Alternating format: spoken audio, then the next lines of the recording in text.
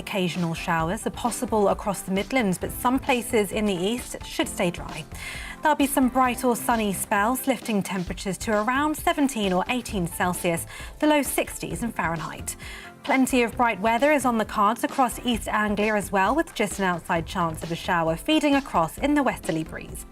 For the south coast of England, it looks rather cloudy with a few showers, but head a little inward and should be mostly dry with the sun appearing at times. Into the evening, blustery showers will persist in the northwest, but elsewhere it's largely dry. And that's how the weather is shaping up.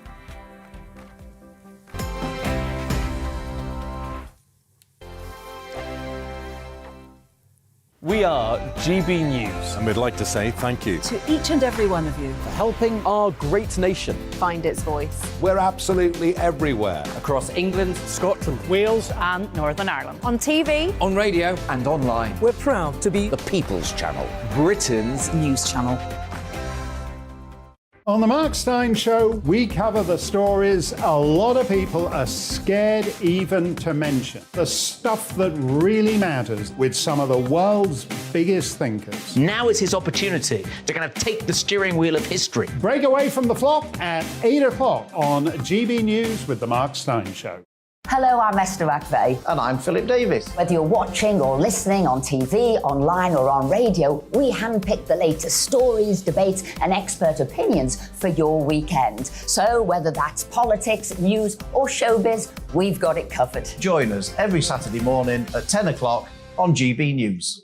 Join my show Farage, 7 p.m. till 8 p.m. Monday through Thursday, and there you will get opinion, analysis, debate, and I'll cover stories that nobody else dares to touch. You've been cancelled. Join the club.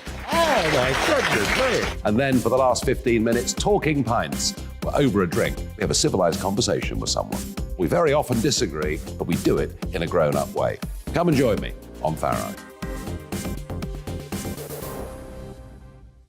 Hi there, it's Stephen and Anne. At breakfast from 6 a.m, you'll always be caught up with everything you need to know, the latest headlines, opinions and debates. We'll bring you the good news and the bad, but most of all, we're here for you. Remember, send in your views and let us know what you would like us to talk about. That's because we're your news channel.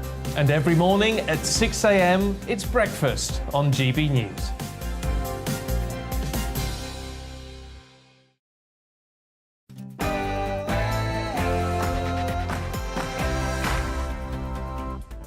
Hello and welcome. This is Real Britain with me, Darren Grimes, on telly, radio and online.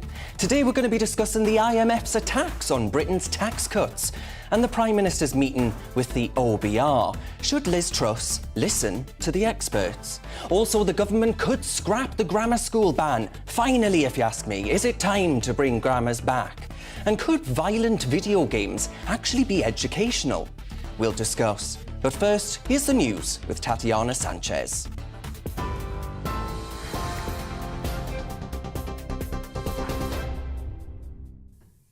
Thank you, Darren. Good afternoon. It is 2 o'clock. I'm Tatiana Sanchez in the GB newsroom. Householders are being advised to take a photograph of their meter reading today as energy prices rise to record levels. Regulator Ofgem says it could help to avoid being overcharged. The new price cap is now in place, with a typical household expected to spend around £2,500 a year. That's up from £1,971. The figure was expected to be £1,000 higher without the government's energy bill relief scheme. Energy consultant Catherine Porter told us ultimately the public will still pay.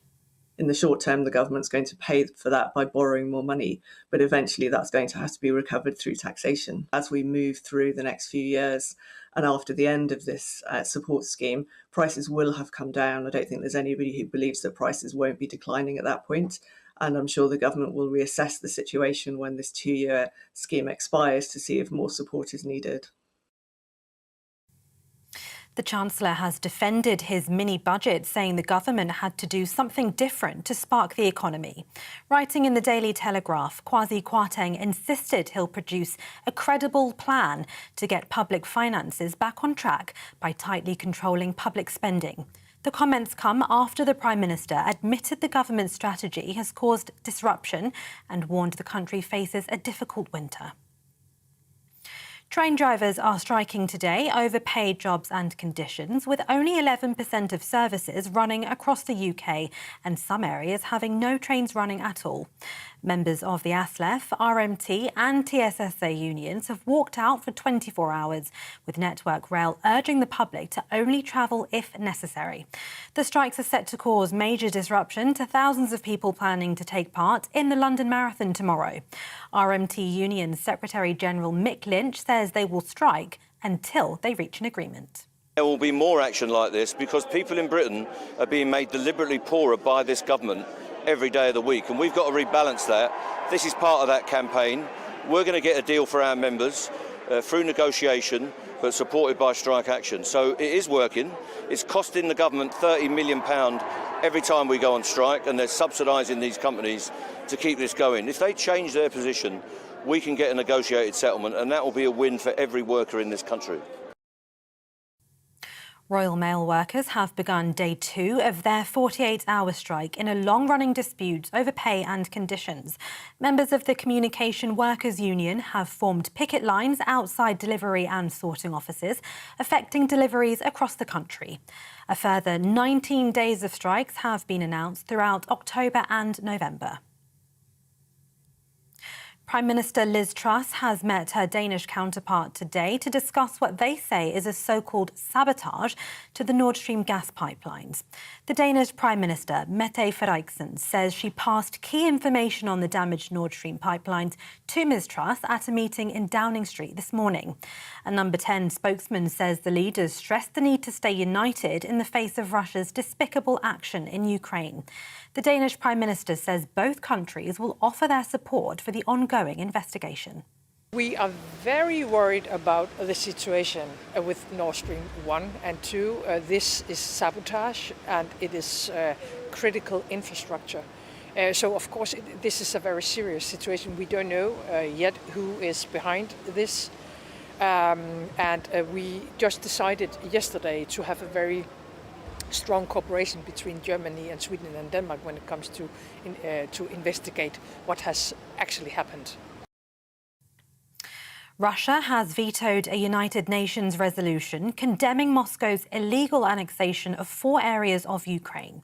It comes after President Putin declared that people living in Luhansk, Donetsk, Kherson and Zaporizhia would become Russian citizens following recent so-called referendums. Meanwhile, Ukraine's military claims to have encircled over 5,000 Russian troops in the eastern town of Lyman, a key step in liberating the Donbass region. South Korea's military says North Korea has fired 2 missiles towards the sea today, its 4th launch in a week. It comes just a day after South Korea, the US and Japan staged joint anti-submarine exercises for the first time in 5 years. The launch is seen as ratcheting up tension around the Korean peninsula. New figures show there's been a decrease in the number of NHS dentists across England, with shortages impacting rural and deprived areas the most. Data shows no local authority area in the country has more than one dentist providing NHS treatment per 1,000 people. There are also wide variations in the availability of NHS dentists, with the City of Westminster having over 6 times more dentists compared with Nottinghamshire. The local government association is calling on the government to address industry shortages. This is GB News. We'll bring you more news as it happens. Now it's back to Real Britain with Darren Grimes.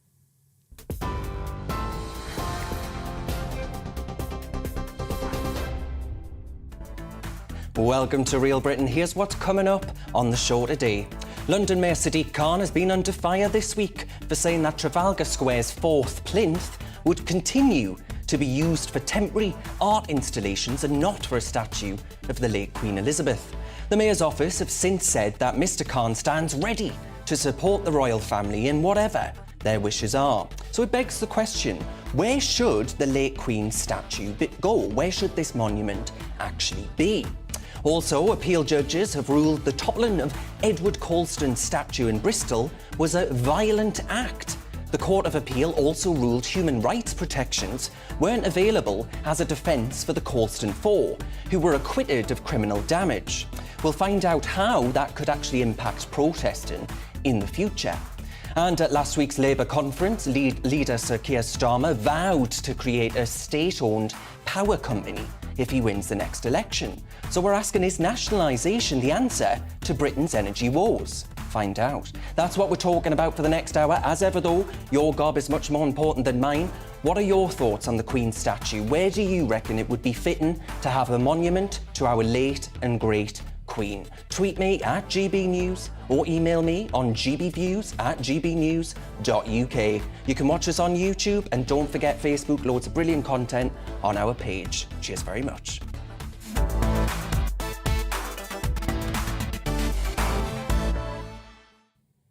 Before we get into all of that though, I want to tell you, summer might be over, but the appetite of Britain's political and media class to kick out a sitting Tory Prime Minister certainly isn't. Fresh from their successful bid to boot out Boris over lockdown birthday cake and some number 10 Tupperware, the sneer and snarls of the establishment have their sights set firmly on a no-confidence vote in Leeds last Liz. In admitting that she's willing to be unpopular, Liz Truss has offered Britain some sound economics.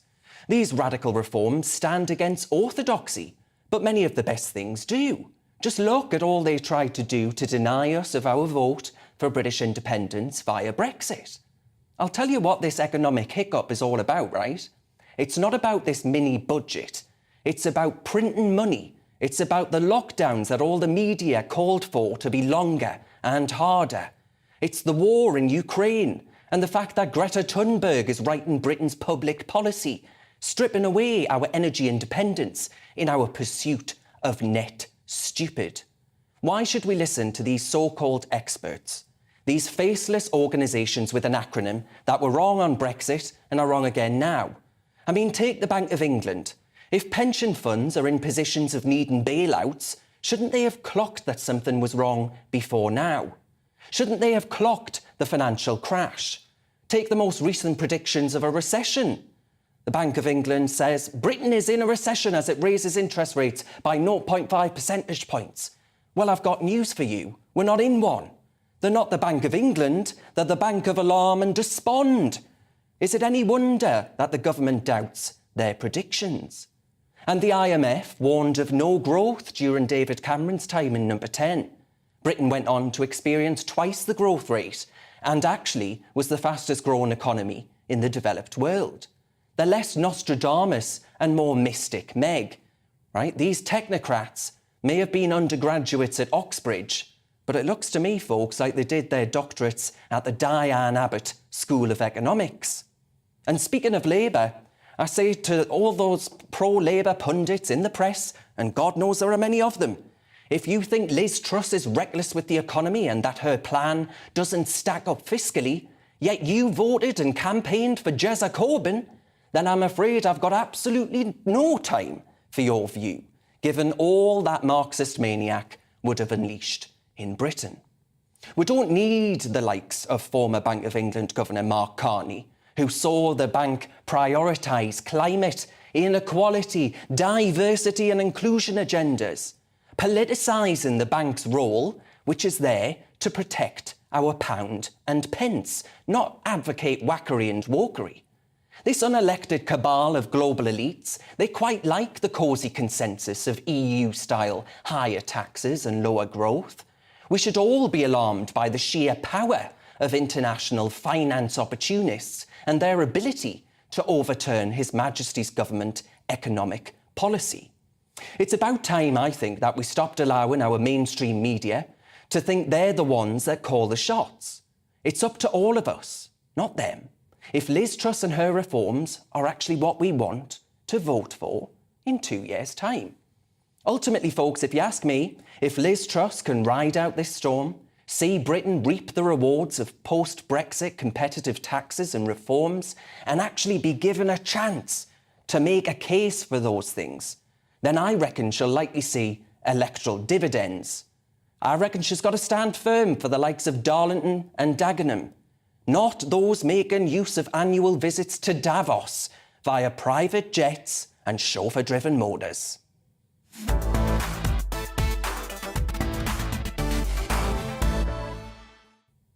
First up then, the International Monetary Fund has rebuked Liz Truss and Kwasi Kwarteng over their mini-budget. The IMF says the planned tax cuts will likely increase inequality. Who asked them? The United Nations agency also raised concerns the Treasury's plans are at odds with what the Bank of England is doing with interest rates. But should these international finance institutions be getting involved in British politics? Or Liz Truss ignore the globalists? Let's find out. Joining me to discuss this is the head of the Free Market Forum, Sam Collins, and Chief Economics Advisor at the Centre for Economic and Business Research, Vicky Price. Sam, can I start with you, please? I mean, the IMF, right? Wrong then, wrong now, I said. Should organisations like the IMF, whose predictions are about as accurate as Mystic Meg's, be sticking their noses into the politics of Britain? Well, the IMF has a very useful role in the world, but I don't think that role includes getting involved in British domestic politics. I mean, the IMF has been constantly calling for higher taxes for years now. And as you said in your introduction, they were wrong on austerity. They said that it would lead to a massive economic slowdown, when in fact the UK ended up as one of the fastest major economy as far as growth was concerned. So, I mean, I'm not saying that we should never listen to the experts here. I'm not. I don't want to paraphrase Michael Gove, but I do think that they should absolutely stick to their knitting, because at the moment they just keep saying the same thing over and over again, and trying to keep us wedded to Treasury orthodoxy that is frankly leading us into stagnation. Vicky Price, what say you? They should stick to their knitting at the IMF? Well, it depends what you mean by their knitting. I mean, after all, it's an international organisation to which we contribute. We've given it a remit. They're doing what they're supposed to do, which is look at what's going on in the world, give support when necessary. I mean, we did go and get IMF support back in the 70s when we needed it. And they give support to loads of other countries, and they're quite concerned about the implications of particular policies on the global economy. And their role is to say what they think, and say it publicly at times or say it privately, the way that they have done, I think, for quite some time, and also use some of the money that we allocate as part of if you like, the weaponry that the IMF has to support individual countries that are in need of that assistance. And they're doing it right now, of course, across the globe, but they're doing it in Sri Lanka and elsewhere. So that's their job. So we've told them to do that, and they're coming and saying something about what the UK is doing is very much part of what we'd expected them to do anyway. Yes. I mean, Sam, what do you think about that point on actually the sheer power of these organisations with acronyms over the domestic policy set in Britain? Some people are really alarmed by that, and the whole premise of Brexit was perhaps to shift away from the growing tide of globalisation. Do you accept that? Because you're from the Free Market Forum, you are for property rights and the pursuit of market economics. Isn't that what the IMF is there to do too? Well, I think one area that I would say that the IMF has stuck its oar in that hasn't traditionally been its view is what is complaining about the UK's Liz Truss's budget's position on inequality. So they said it was a great concern that it would lead to greater inequality in the UK. I find it a bit odd that an organisation who lead people are from Bulgaria, which has a top tax rate of 10%, and from the United States, which has a top tax rate of 37%, is writing to us saying that they're massively concerned about the UK reducing the top tax rate to 40%, higher than either of those two, saying that it's going to significantly increase inequality. I think, to your actual point, I think you are right that globalist institutions do probably have a bit too much power. But then again, that is one of the effects of a globalised economy. And while we have a lot of global movement of capital, labour, etc., we should expect that these institutions will have the ability to affect the marketplace quite significantly. Yeah, I mean, Vicky Price, that's a good point, isn't it? The IMF is headquartered in the US, which has a top rate of federal income tax at 37%, and they're complaining about abolishing the 45%, the 45p tax rate. Isn't that a bit inconsistent?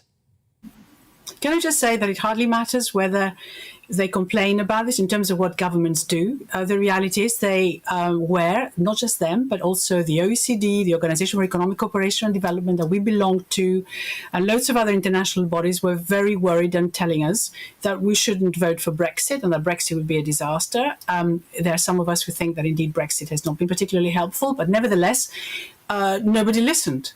So it depends what you mean by power. They're still there to give their view, use their expertise, whatever it is that you think about this expertise, looking at the world economy and worrying about this right now, as quite rightly they should, because everything is slowing down, looking at what is happening in financial markets. There has been a bit of a disaster in terms of our policies in financial markets in the last few days, and that's a bit of an understatement. And that is really their job. I mean, similar with the World Trade Organization that we really believe in, because it acts to ensure that there is fairness across whenever there are any trade disputes. So that's the sort of environment that we have developed over a number of years. But I think you've got a point. If we're moving away from globalization, possibly, then maybe some of those roles are going to be undermined in a way. But I think a world where you don't have international rules or international watchdogs, if you like, whether you listen to them or not, will be a poorer one. Yeah, so Sam, just finally then, on that point about being poorer, do you think Liz Truss ought to U-turn and listen to the IMF? I definitely don't think she should, but the Chancellor does need to lay out a lot more about what around the policies, for example, how they're going to pay for these significant tax cuts. They need to talk about a lot more about deregulation. Hang on that point, Sam. I hate it when people say this, right? Paying for tax cuts. If I choose not to go on a bender tonight, right, and drink more pints than goodness only knows what, I'm saving money, right? That's not this whole idea of unfunded tax cuts. They're not unfunded tax cuts. It's just a point around public spending, isn't it? That's the point where the government needs to perhaps be more clear. But tax cuts in and of themselves aren't a cost to the taxpayer. It's our money, right? Yeah, sorry, you're absolutely right. The problem isn't that tax cuts need to be paid for specifically. It's that there needs to be a corresponding decrease in public spending in order to avoid there being a significantly larger debt and deficit. The Chancellor has said that he's going to lay out more about that in the weeks and months to come. I hope he does. But more importantly, the government needs to massively go for growth. We need to be talking about significant supply side reforms, deregulation of things like deregulation, and get the economy moving. Because while the debt and deficit is important, if we can double or triple the average long run growth rate, then a lot of these problems cease to be so urgent, I think. Perfect. All right, folks. Just to add, if I may. Yeah, Vicky, if I may, that if you don't have those cuts, if you don't have those tax cuts, then you just borrow, and that is what unfunded means. It basically means you have to go to the markets to borrow. That's why the markets reacted negatively in the last few days. OK, so, some disagreement there. That was the head of the Free Market Forum there, Sam Collins, and the Chief Economic Advisor at the Centre for Economic and Business Research, Vicky Price. I thank you both. There's plenty more to come this afternoon, folks, on Real Britain. Next up, we're going to be discussing the late Queen Elizabeth II not making the cut for the 4th plinth in Trafalgar Square. And I'll be asking, where should the late Queen statue actually be placed? But first, let's have a look at the weather. Looking ahead to this evening's weather, and the UK is looking unsettled in the northwest with showers, drier in the south and the east. Here are the details. A dry end to the day for southwest England, but a bit cloudy. Rain is expected from the southwest later on, bringing some heavy bursts at times. Any lingering showers will fade into this evening across southeast England to leave some late sunny spells before cloud thickens from the southwest later on. Showers may continue across North Wales for a time, but a drier evening expected in the south. Cloud cover will increase. There may be the odd shower across the Midlands, especially in the north this evening, remaining dry elsewhere with some late sunny spells before cloud cover increases from the southwest later on. Showers will persist across northern England this evening, though they'll be most frequent in the west.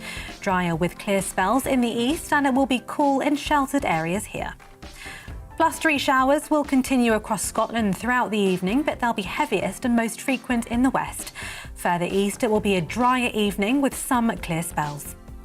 Showers will continue across Northern Ireland, though, and will start to fade through the evening, with some late sunshine possible. Remaining breezy at first, the winds will slowly become lighter. Showers will be focused across western Scotland by tomorrow morning, cloudy in the far south of England with outbreaks of rain. And that's how the weather is shaping up overnight into tomorrow morning.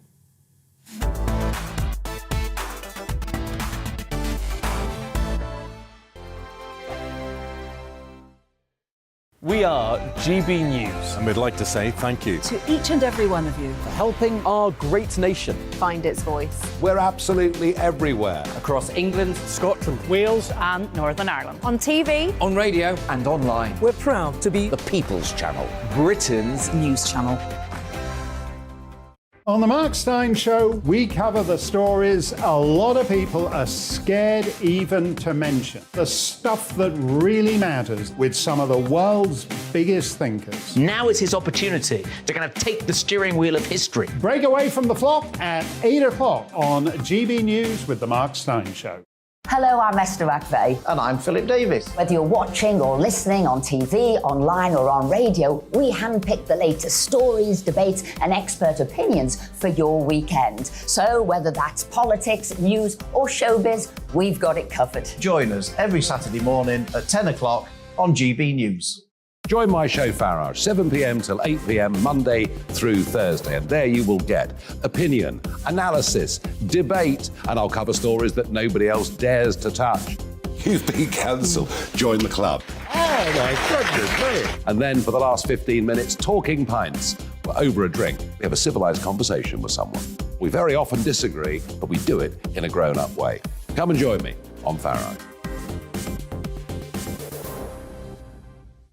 Hi there, it's Stephen and Anne.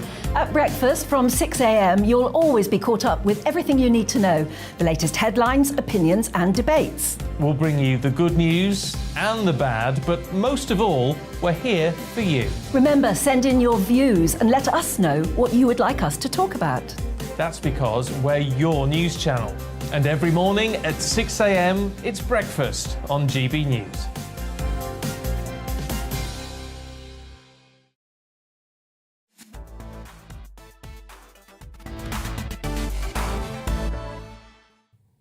Welcome back. A statue of Queen Elizabeth II won't be placed on Trafalgar Square's 4th plinth in the foreseeable future. That's according to London Mayor Sadiq Khan. Since the death of Her Majesty, there have been calls for a monument to be erected on that empty plinth, which has been used as a platform for contemporary artworks since 1999. Some better than others, I think it's safe to say. It's been said that the 4th plinth will continue to showcase new works by contemporary artists. That one that you can see on screen for my radio listeners today, Samson Kambalu's new commission, Antelope, is there right now. That stood atop the plinth until September of 2024.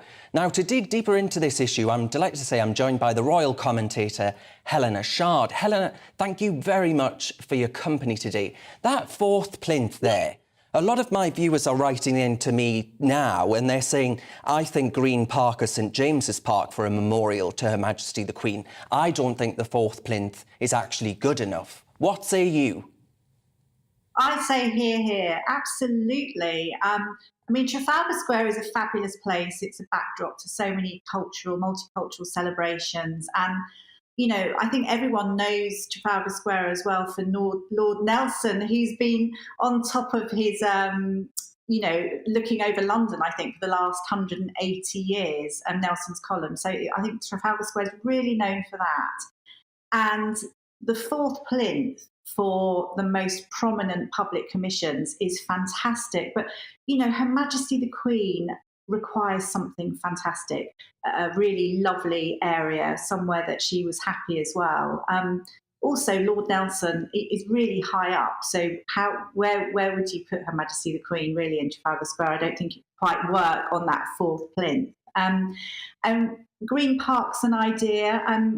In a way, I would sort of like more than one sculpture, more than one memorial. And I know that I always think Canada Gate is a very good place. Green Park, everybody walks down towards the palace. Although I know there's a fabulous sculpture of Queen Victoria, it may be an ideal place somewhere there to place a lovely sculpture of Her Majesty.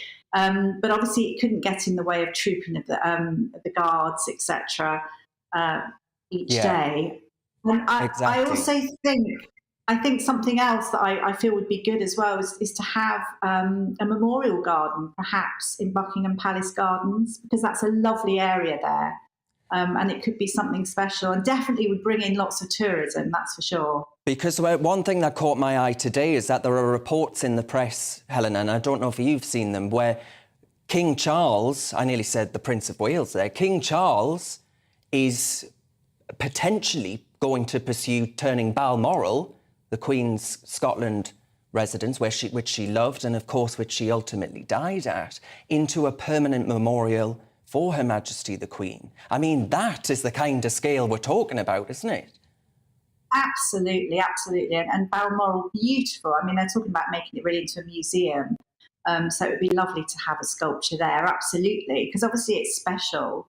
But I mean, you know, why do we just have to have one? I think we could have a few in some key luxury areas. But I mean, obviously, a very special lady, and she needs a very special place that people can visit as well. So, you know, we also need to think about, we want a place where there's space, where there's not going to be too many people all crowding around.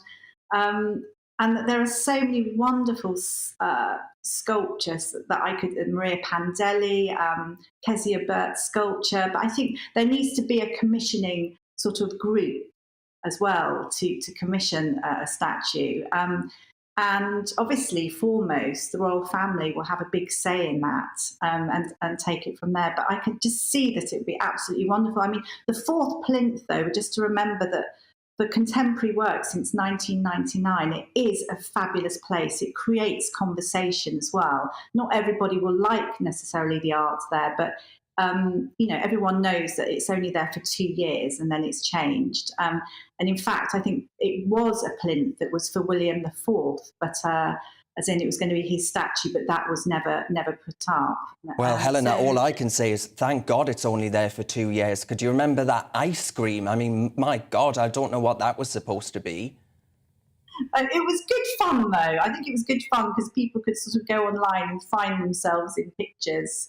And that's the thing, isn't it? Art is, it's all in the eye of the, you know, everyone has different thoughts about it. And I think it's great because it creates conversation. But yeah, well, Helena, all I can say is I really, really hope that whatever monument, wherever it gets put, we've got Virginia here writing in saying I think there should be a memorial in Windsor Great Park. So there's a lot of people getting in touch saying, actually, I think the Queen deserves something bigger than the fourth plinth. And all I can say is I hope it's a statue that really does Her Majesty proud instead of one of these modern art installations. But Helena Shard, will have to leave it there. Thank you for your time today. That was Helena Shard, the royal broadcaster.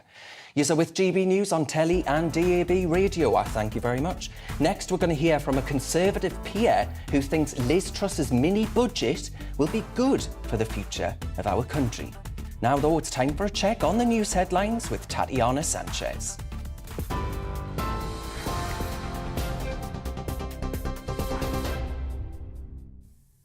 Thank you, Darren. It's 2:30. This is the latest from the GB newsroom. Householders are being advised to take a photograph of their meter reading today as energy prices rise to record levels. Regulator Ofgem says it could help to avoid being overcharged. The new price cap is now in place, with a typical household expected to spend around £2,500 a year. That's an increase of around £530. The Chancellor has defended his mini-budget, saying the government had to do something different to spark the economy. Writing in the Daily Telegraph, Kwasi Kwarteng insisted he'll produce a credible plan to get public finances back on track by tightly controlling public spending. The comments come after the Prime Minister admitted the government's strategy has caused disruption. Train drivers are striking today over paid jobs and conditions, with only 11% of services running across the UK and some areas having no trains at all. Members of the ASLEF, RMT and TSSA unions have walked out for 24 hours, with Network Rail urging the public to only travel if necessary. The strikes are set to cause major disruption to thousands of people planning to take part in the London Marathon tomorrow. Ukraine's forces have entered the eastern town of Lyman, a long-time Russian stronghold that Kiev says it has encircled. A video posted online by the Ukrainian president's chief of staff shows soldiers climbing onto a vehicle and waving the national flag on the outskirts of town. It comes as Russia has vetoed a United Nations resolution condemning Moscow's illegal annexation of 4 areas of Ukraine. President Putin declared that people living in Luhansk, Donetsk, Kherson and Zaporizhia would become Russian citizens following recent so-called referendums. TV, online and DAB+ radio. This is GB News. Don't go anywhere. Darren's back in a moment.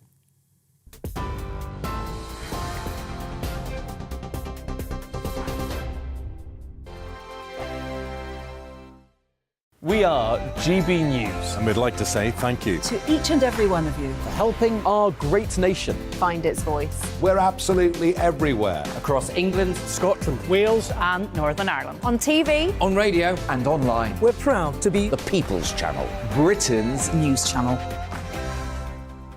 On the Mark Steyn Show, we cover the stories a lot of people are scared even to mention. The stuff that really matters with some of the world's biggest thinkers. Now is his opportunity to kind of take the steering wheel of history. Break away from the flock at 8 o'clock on GB News with the Mark Steyn Show. Hello, I'm Esther McVeigh. And I'm Philip Davis. Whether you're watching or listening on TV, online or on radio, we handpick the latest stories, debates and expert opinions for your weekend. So whether that's politics, news or showbiz, we've got it covered. Join us every Saturday morning at 10 o'clock on GB News. Join my show Farage, 7 p.m. till 8 p.m. Monday through Thursday. And there you will get opinion, analysis, debate, and I'll cover stories that nobody else dares to touch. You've been cancelled. Join the club. Oh my goodness me. And then for the last 15 minutes, talking pints. Over a drink, we have a civilised conversation with someone. We very often disagree, but we do it in a grown-up way. Come and join me on Farage. Hi there, it's Stephen and Anne. At breakfast from 6 a.m, you'll always be caught up with everything you need to know, the latest headlines, opinions and debates. We'll bring you the good news and the bad, but most of all, we're here for you. Remember, send in your views and let us know what you would like us to talk about. That's because we're your news channel. And every morning at 6 a.m, it's breakfast on GB News.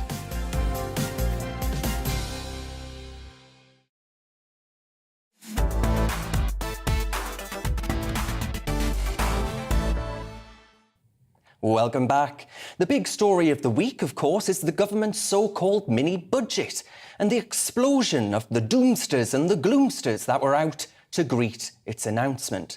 Leading economists queued up to forecast disaster if Trussonomics gets the go-ahead, with even the IMF weighing in to tell us all about the inequality caused. But is this all just scaremongering to spook the markets? Some people might be making a bob or two out of it.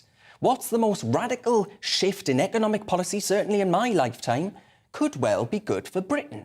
Is economic orthodoxy actually ultimately here to stay? Well, I'm delighted to say that with me in the studio is the Conservative peer, Lord Daniel Moylan. Now, Lord Moylan, I know that you, like I, were a big supporter of Boris Johnson. Yes. It strikes me that what we're seeing right now is a political and media class already clambering to get the scalp of another Tory Prime Minister. And some of them, I'm afraid, include Conservative MPs. Yeah, and I think it's part of a continuation of a campaign. There are people who want to talk Britain down, and they want to talk the government down. And some of them are, as you just said, doing that because they're in the market speculating against the pound and they want to make money out of it. But there are other people who want to do it because they feel that the country's taken a wrong turn since Brexit and they want to reverse it and take us back into the European Union. And they've turned out to be remarkably ruthless. I mean, when you and I campaigned for Brexit, we'd have accepted the vote. They've never accepted the vote.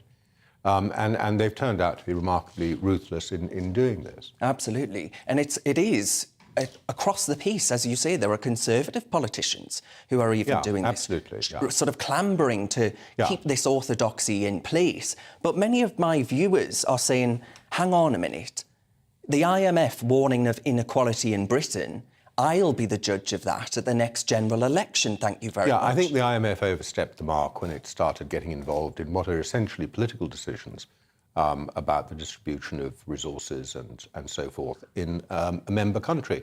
And they shouldn't have done that, and they should keep out of it. I think what we've learned over the last few years, we didn't know it before, is that computing power in the last 30 years has given people the idea that using models and algorithms, they can predict the future. I think we should listen to experts on subjects which they are expert about. I no longer think we should listen to them when they're talking about what's going to happen in the future, except in very broad terms. The IMF is pretty useless, as you've pointed out, at forecasting what's going to happen economically in the future. The OBR, which of course everyone yesterday was clamouring, why didn't you consult the OBR? Well, one good reason is that their forecasts in the last 2 years have been so totally hopeless, you wouldn't ask them what the price of a bottle of milk was going to be tomorrow. They're so useless. And of course, the biggest failure to forecast the future by these nerds, these geeks with models and computers and algorithms, was over COVID deaths, as we saw when Boris eventually had the gumption to say no to them. And he opened up the society again, remember the Christmas and so on, and said, and everything they'd predicted didn't actually happen because the Omicron variant turned out to be very, very weak. I mean, so they plug their numbers in. They don't even understand how the models work themselves, and they get garbage out the other end. We've got to be very cautious about listening to these forecasters. What we really need is a review of how dependent we've become on this garbage modelling. And you know, I'm going to say something that's going to have Twitter howling. There's a surprise. Which is that actually I think Liz Truss has been incredibly brave in what she's done and actually standing by the radical reforms. As I say, the most radical reforms that we've seen in the economy in my lifetime, where she's actually said, I'm not U-turning, actually. You know, that old Thatcher line of U-turn if you want to, the lady's not for turning. What do you think? Well, I think she's absolutely right not to U-turn. I don't agree with you. These are, in themselves, the most radical reforms. It is a change in direction. And the change in direction is radical, that's true. But it's still only baby steps on the way in changing, you know, on that new route. Because what the government has actually done is, if you put the package together, you know, the biggest part of it was the support for energy, for households and businesses over energy. And then you've got cancelling 2 tax cuts that nobody wanted, like national insurance increase. You've got a penny off the income tax next April. I mean, a penny on, a penny off the income tax is sort of pretty sort of routine budget type work, isn't it? I mean, there's nothing very radical about it. And then you've got this thing everyone's angry about, which is the 45p tax rate. Which costs £2 billion quid. And probably won't cost anything. No, because actually you'll have more people staying and not fiddling their tax. And I wonder how many people coming from Scotland, actually, where, of course, it's 46p. Yeah, well, there you are. So it's good moves in the right direction, but the reaction to it has been grossly over the top, and I think driven partly by speculators out to make a bob, more than a bob, millions, and partly by people who want to bring the government down. And that includes some of these. I mean, when you have all these IMF people and these foreign characters standing up on television with their doom and their gloom, they really have not got any more idea of what's going to happen over the next year or 2 years or 10 years to the economy than you or I have. And that's almost the thing we need to look most closely into. And you know, how we got trapped in as thinking I said at the start there, we did. I mean, Mark Carney, he was howling into the wind. Well, he's been howling because that's another interesting thing. You know, we used to have an understanding that inflation was linked to monetary policy. If you kept printing money, you would eventually get inflation. Actually, we've sort of known this since the 18th century when the French revolutionary government kept printing money and they had massive inflation. So we've known this, and that's why people who are very cautious about printing money over the last couple of hundred years. And then you've got this new generation in the last 20, 30 years of central bankers, of whom Mark Carney is a leading light. He's not the only one. Little club of international central bankers who decided monetary policy didn't matter. You could carry on printing money, inflation wasn't the thing, be green, be woke, and don't worry about inflation, it'll look after itself. And those of us who were saying, no, this is going to lead to inflation one day, these low interest rates, artificially low interest rates, are not actually helping the economy in the long run. They're keeping unproductive businesses in business and misallocating capital. And they will have to come right one day. And what they do, they led to huge increases in asset prices, house prices, distorted the economy, and you misprice capital, and you get consequences throughout the whole economy. Well, listen, I'm sure I agree with all my viewers that'll be saying Lord Moylan for the next Bank of England governor. There we are, we've sorted it, fixed it. I think they need one, and I'm happy to volunteer. I hadn't actually thought for myself as a natural. Well, there we are. An exclusive here on this show. Lord Moylan, thank you very much for your time.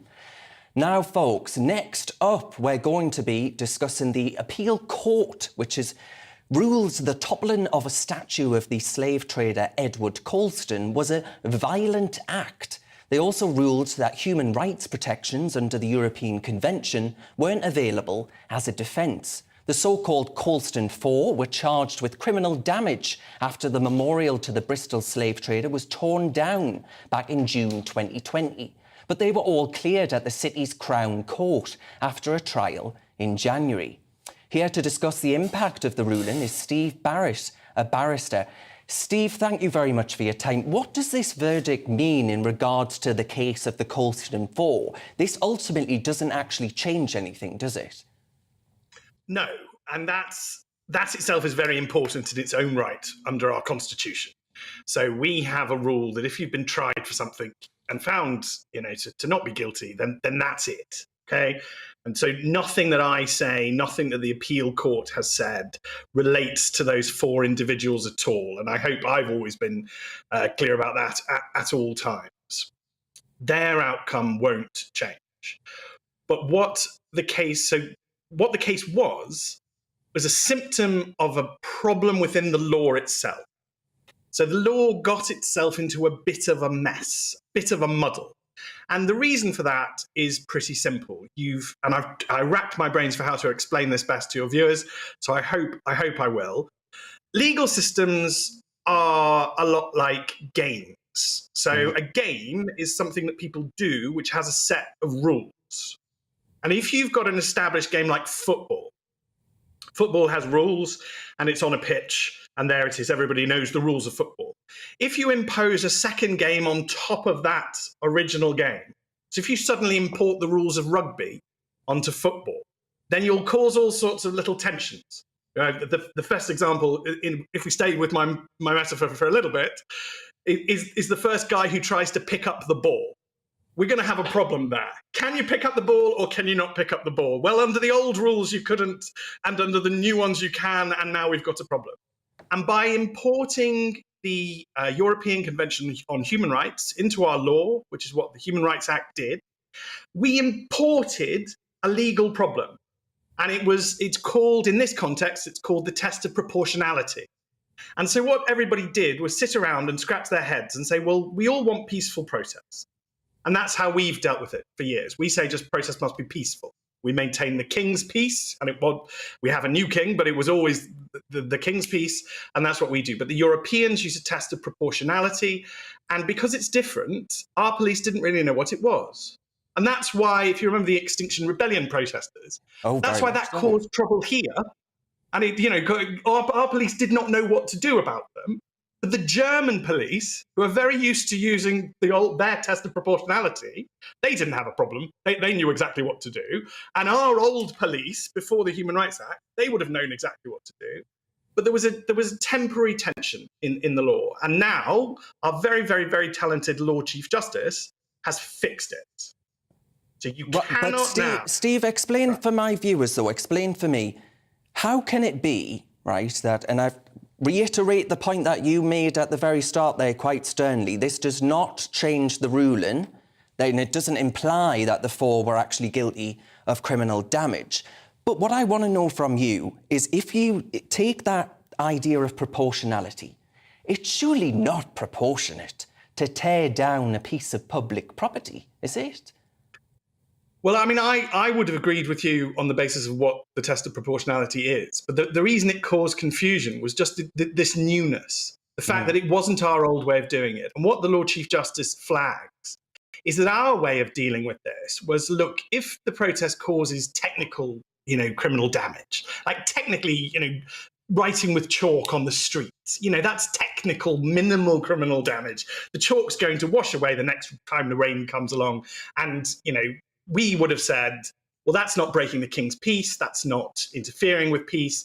And our legal system would have caught that at the prosecution stage. The prosecutors would have said, well, it's not in their interests to prosecute, so it all goes away.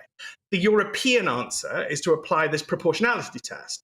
As you say, I think it gets you to exactly the same place. Because again, it's not really proportional to arrest somebody if they write something in a perfectly innocent, peaceful protest in chalk on the floor. So often you do get to exactly the same place by applying 2 different ways of doing things within the law. The tension was its newness. And Steve, just finally there, the lawyers for the Colston 4 have actually expressed disappointment about the judge's verdict. Why do you think that is? I would have to go away and see what they have said, because I would find that surprising. I don't think the outcome by the Lord Chief Justice was in any way particularly surprising, which is why when the Colston trial happened, I felt able to write on it, I think, within a few days. And then it took the Attorney General had a proper think, because she's a very gifted lawyer, this is Suella Braverman, and she decided, oh, well, this is a bit rum. I best ask the courts to help. And then it's gone to the courts. And to his credit, I will give him a shout out, there is an anonymous legal blogger called Tony Dowson, who wrote a very lengthy and learned blog on this, setting out exactly why the law had got itself into a muddle. And the Lord Chief Justice has effectively agreed with him. I mean, that's a hell of an endorsement. I mean, the Lord Chief Justice has agreed with me, with Suella Braverman, and with this anonymous legal blogger. But if you do law, then that should have been foreseeable. I don't see why that was surprising. So if some lawyers are still confused, then I'd have to go away and see what they're confused about. Often, people try to drag it back to the 4 individuals themselves and the outcome of the trial. But as you dealt with at the start of this piece, it's not about that. It's about making sure that the law is functioning properly. And now, because what the Lord Chief Justice has done is effectively said what you said, well, proportionality and the interests of the public, they get us to the same place. So realistically... And Steve, I think so many of my viewers are of the view that the law hasn't been functioning properly over recent years, so this will be music to their ears. But Steve, we're going to have to read it there. I would urge everyone, though, to find you online and read that piece, because it was a really, really interesting read. Steve Barrett there, the barrister, thank you very much for your time. Now, next up, Sir Keir Starmer has pledged to set up a state-owned energy company if Labour enters government, as he put his green credentials at the centre of his next election campaign. He says Great British Energy will be backed with £2 billion from the Treasury and would be owned by the taxpayer, providing British power to the British people. We took to the streets of Arnold in Nottinghamshire to get their take. Totally agree with it. I wish also he would renationalise the railways and various other companies, because nothing is owned by Britain anymore. So to see the bosses of firms be British, yes, I totally agree with it. I wish Keir Starmer all the best. Nationalised industries have never made a go of it. It sounds good on paper, but it doesn't work in practice. And that's pretty general opinion of the people that I talk to, and it's not all the older people either. I've got kids and they have a very similar opinion. I thought they did that before. Wasn't Robin Hood Energy that, I think, and obviously that didn't go very well because that went down, so yeah, whatever. Again, I just hope they know what they're doing. Half our companies are owned by French and foreign powers, so in some ways I understand it, but I don't trust the Labour Party at all. The green energy concept, it will create jobs, and I mean, we're a pretty clever country, you know, they can develop these technologies and hopefully sell them abroad. If I was to own a stake in energy firms and stuff of that nature, I wouldn't say that wouldn't be a positive option. But again, nothing's for free in this world, so it's they give it away, but what's it going to cost you in the long run? We've seen what happened in the past with the public energy companies. Privately owned, there's more investment into it than that. With the government running it, there's not so much going into it.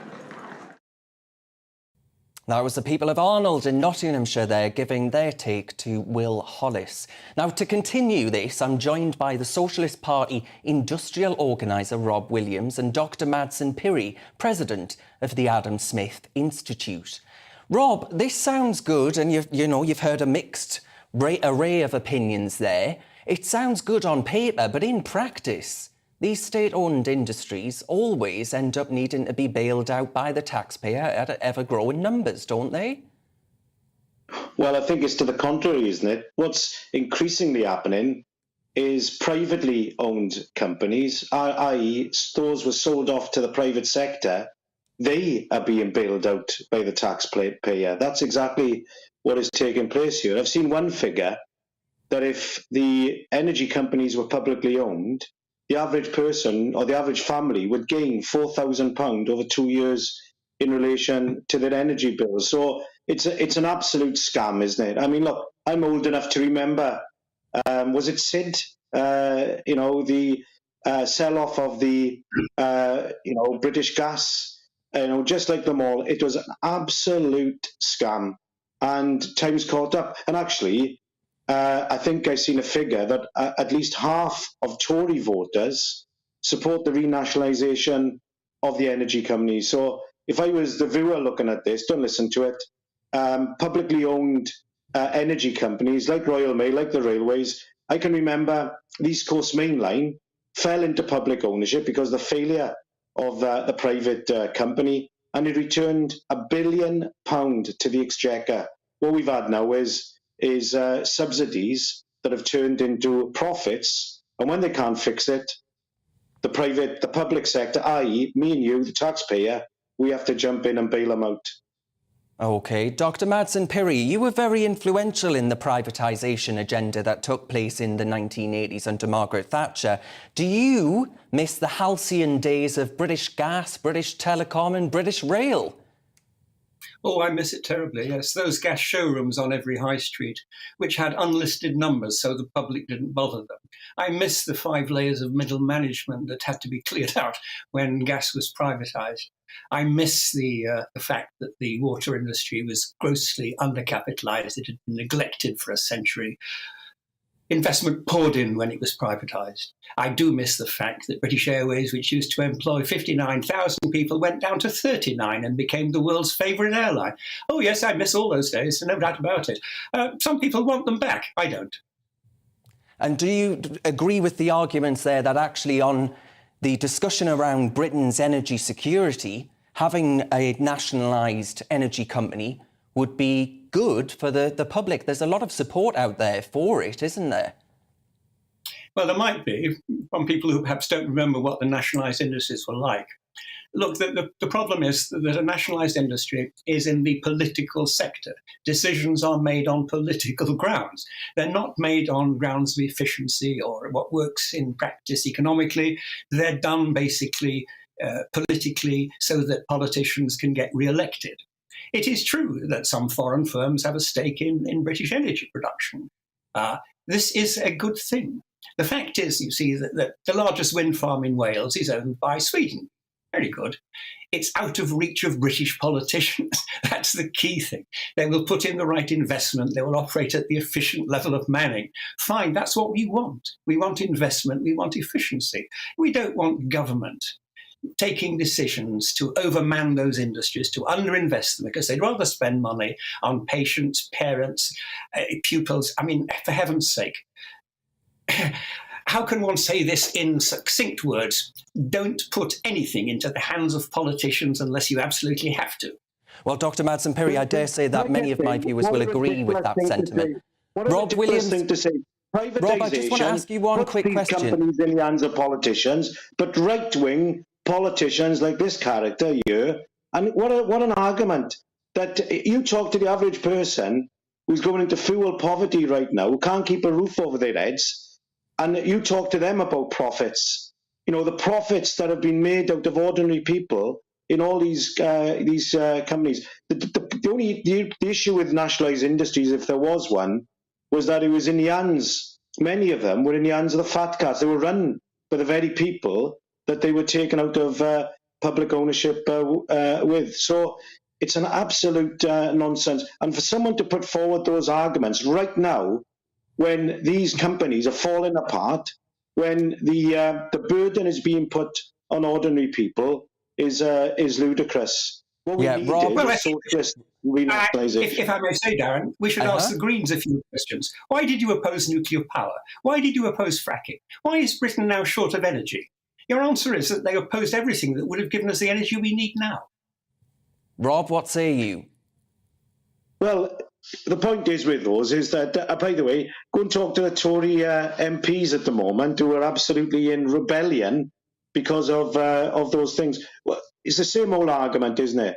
There is no rational plan for energy, and therefore these measures are put up. And if you don't agree with them, you're somehow not living in the real world. The truth is that we don't have a rational plan, and that can only come through the renationalisation of the energy companies based on a socialist plan. All right, we'll have to leave it there, but Rob Williams there, the Socialist Party industrial organiser, and Dr Madsen Piri, President of the Adam Smith Institute, I thank you very much for your time.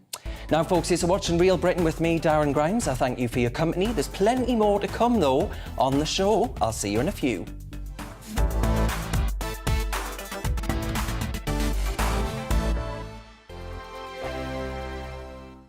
We are GB News. And we'd like to say thank you To each and every one of you. for helping our great nation find its voice. We're absolutely everywhere. across England, Scotland, Wales and Northern Ireland. On TV, On radio and online. we're proud to be The People's Channel. Britain's news channel.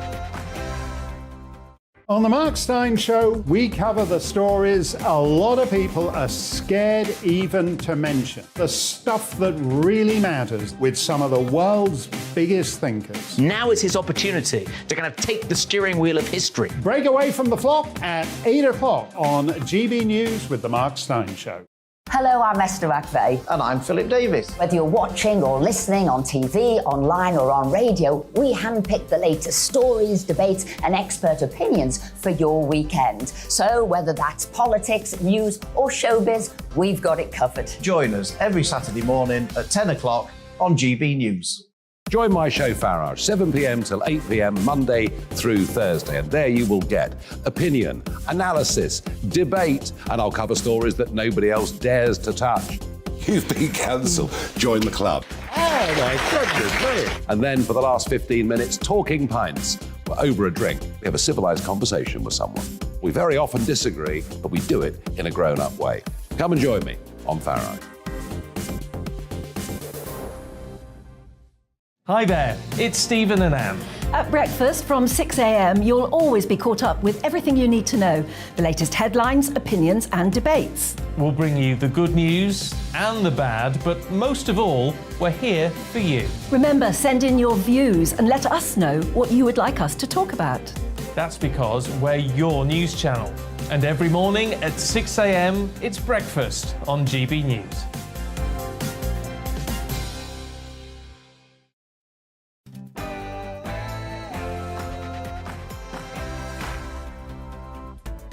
Welcome back to Real Britain on your telly, radio and online. This hour we'll discuss whether Liz Truss should end the 24-year grammar school ban. Also, a new campaign has launched to make work experience compulsory should Britain's kids get to work. And foreign investment in the north is exceeding the amount spent in the capital. Happy days! So is this levelling up in action? First though, it's the news with Tatiana Sanchez.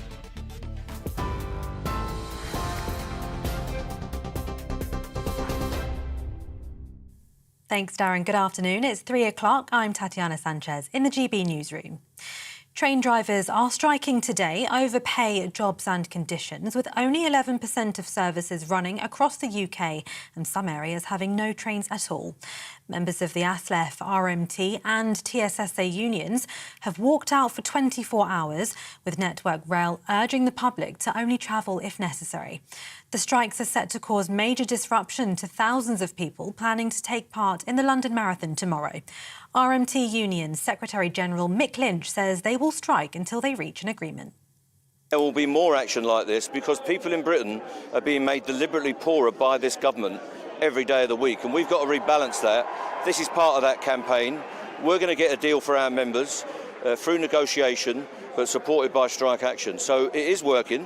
It's costing the government £30 million every time we go on strike, and they're subsidising these companies to keep this going. If they change their position, we can get a negotiated settlement, and that will be a win for every worker in this country. Royal Mail workers have begun day 2 of their 48-hour strike in a long-running dispute over pay and conditions. Members of the Communication Workers Union have formed picket lines outside delivery and sorting offices, affecting deliveries across the country. A further 19 days of strikes have been announced throughout October and November. Householders are being advised to take a photograph of their meter reading today as energy prices rise to record levels. Regulator Ofgem says it could help to avoid being overcharged. The new price cap is now in place, with a typical household expected to spend around £2,500 a year. That's up from £1,971. The figure was expected to be £1,000 higher without the government's energy bill relief scheme. Energy consultant Catherine Porter told us, ultimately, the public will still pay. In the short term, the government's going to pay for that by borrowing more money, but eventually that's going to have to be recovered through taxation. As we move through the next few years and after the end of this support scheme, prices will have come down. I don't think there's anybody who believes that prices won't be declining at that point. And I'm sure the government will reassess the situation when this 2-year scheme expires to see if more support is needed. The Chancellor has defended his mini-budget, saying the government had to do something different to spark the economy. Writing in the Daily Telegraph, Kwasi Kwarteng insisted he'll produce a credible plan to get public finances back on track by tightly controlling public spending. The comments come after the Prime Minister admitted the government's strategy has caused disruption and warned the country faces a difficult winter. Ukraine's forces have entered the eastern town of Lyman, a long-time Russian stronghold that Kyiv says it has encircled. A video posted online by the Ukrainian president's chief of staff shows soldiers climbing onto a vehicle and waving the national flag on the outskirts of town. News agencies in Moscow are also claiming that Russian troops have pulled out of the town. It comes as Russia has vetoed a United Nations resolution condemning Moscow's illegal annexation of 4 areas of Ukraine. President Putin declared that people living in Luhansk, Donetsk, Kherson and Zaporizhia would become Russian citizens following recent so-called referendums. Prime Minister Liz Truss has met her Danish counterpart today to discuss what they say is a so-called sabotage to the Nord Stream gas pipelines. The Danish Prime Minister, Mette Frederiksen, says she passed key information on the damaged Nord Stream pipelines to Ms Truss at a meeting in Downing Street this morning. A Number 10 spokesman says the leaders stressed the need to stay united in the face of Russia's despicable action in Ukraine. The Danish Prime Minister says both countries will offer their support for the ongoing investigation. We are very worried about the situation with Nord Stream 1 and 2. This is sabotage and it is critical infrastructure. So, of course, this is a very serious situation. We don't know yet who is behind this. And we just decided yesterday to have a very strong cooperation between Germany and Sweden and Denmark when it comes to investigate what has actually happened. South Korea's military says North Korea has fired 2 missiles towards the sea today, its 4th launch in a week. It comes just a day after South Korea. The US and Japan staged joint anti-submarine exercises for the first time in 5 years. The launch is seen as ratcheting up tension around the North Korean peninsula. And footage of a planned steel plant explosion has emerged in the town of Redcar. It's thought to have been heard up to 8 miles away. The demolition of the former Basic Oxygen steelmaking plant, which contained about 105,000 tonnes of steel, is believed to be one of the largest explosive demolitions ever to take place in the UK. The site is now being regenerated to create the Teesworks Industrial Zone. That's the UK's largest free port. This is GB News. We'll bring you more news as it happens. Now it's back to The Real Britain with Darren Grimes.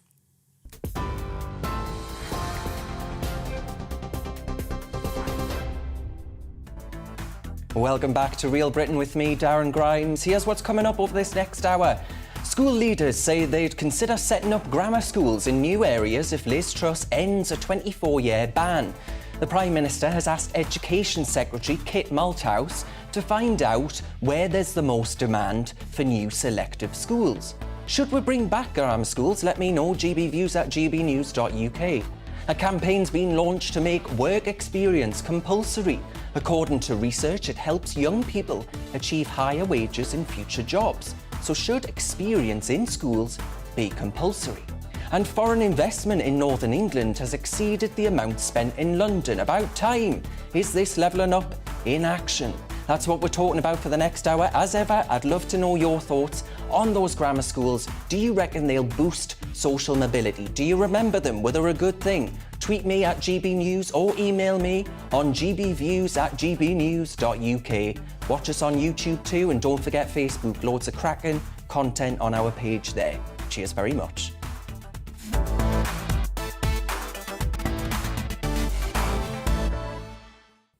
As I say, ministers are allegedly drawing up plans for the UK's first grammar schools in almost a quarter of a century. The new Education Secretary, Kit Malthouse, says the Prime Minister wants her government to address the strong desire in quite a lot of parents for more choice. There are more than 150 grammar schools in the UK, but the opening of new ones has been outlawed since 1998. Thanks, Blair. With many arguing that they serve the wealthy, not the poor.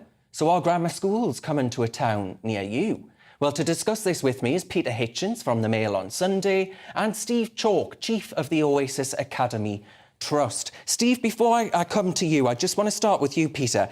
We hear this time and again, don't we, about a Tory politician trying to give some red meat to the grassroots by saying they'll bring back grammar schools, but it never ultimately happens. Why is that? Well, because they don't mean it. The Conservative Party took a major part in destroying the grammar schools because it turned out to be politically easier to destroy them than to save them, or indeed to build the necessary new ones required in the 1950s when the population increased as much as it did. The Tory Party has in recent years developed a sort of tendency to start talking about grammar schools whenever it becomes unpopular because it knows there's a constituency for them. But the huge task of actually reintroducing a properly academically selective national secondary school system is one they're not prepared to risk. They fear it might make them unpopular, and they also fear that they couldn't actually manage to do it. So it is just air.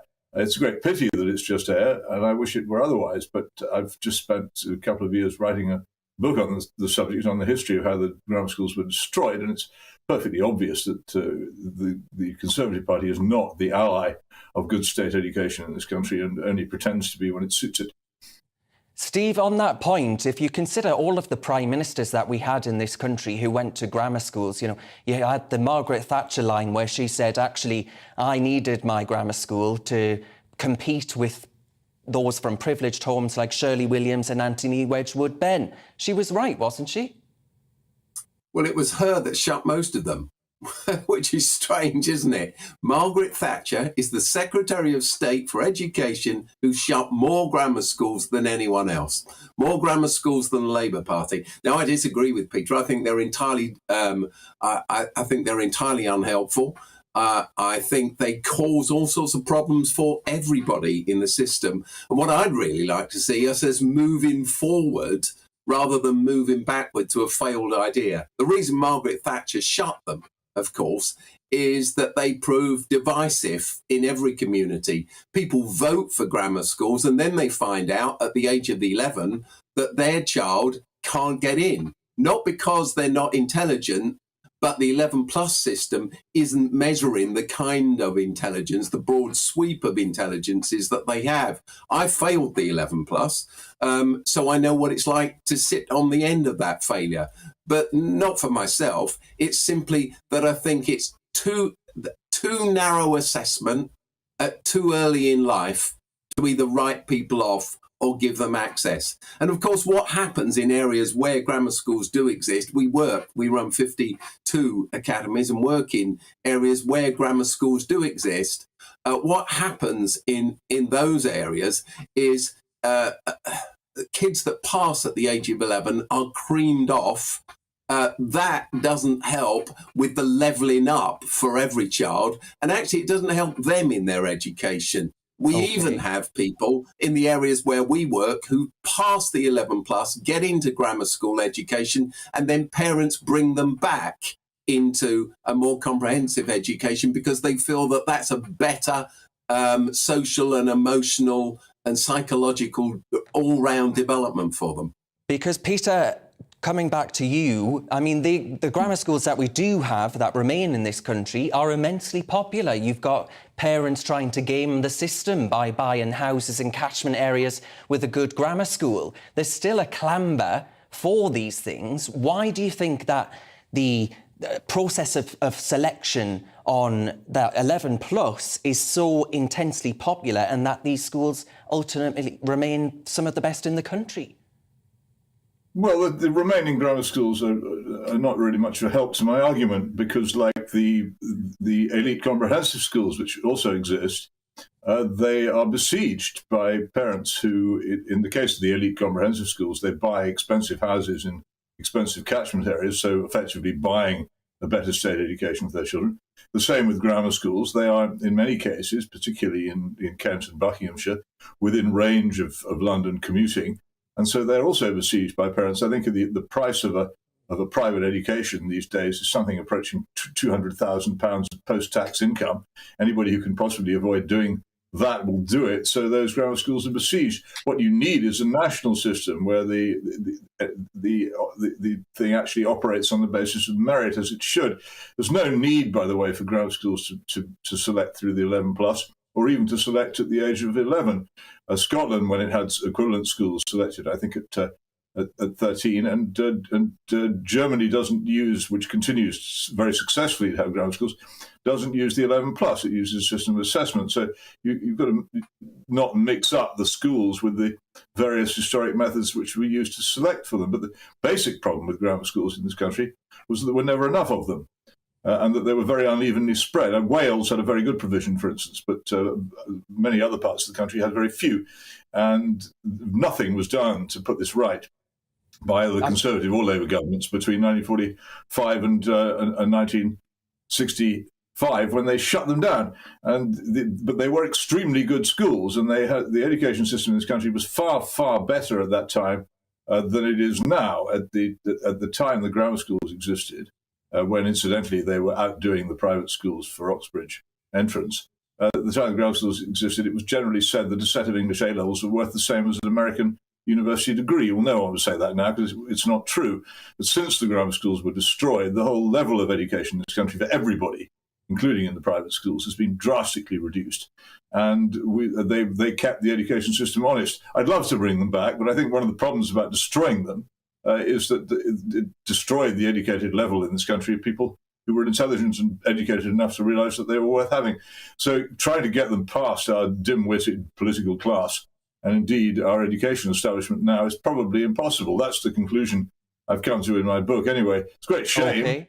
We look forward to the book, Peter. Huge benefit to the country if we did restore them, but I'm afraid they've had it. Steve, just really briefly, if you would, do you think this governmental review could actually shine a light on how, as Peter mentions, there are other models around the world that we could perhaps emulate to make grammar schools fairer? Yeah, there are two things I agree with Peter about and one thing I disagree with him very strongly about. The two things I agree with him about absolutely is this government isn't going to bring back grammar schools.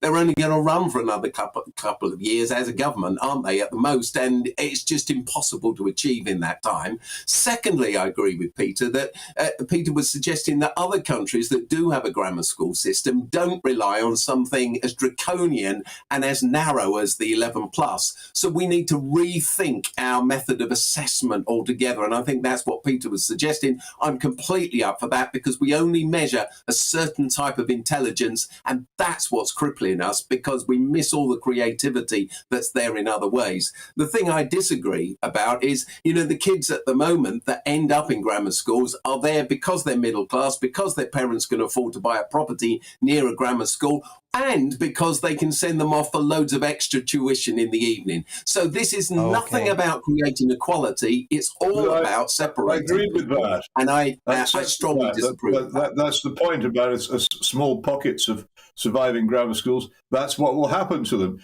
Unless you have an evenly spread system of academic selection, you'll have an evenly spread system of selection by wealth, which is what we have now. If you had to choose between selection by wealth and selection by ability, what would the rational person do? Ability, obviously, but everybody now shouts for selection by wealth. Or rather, we'll have to leave it there. Can't imagine why that is.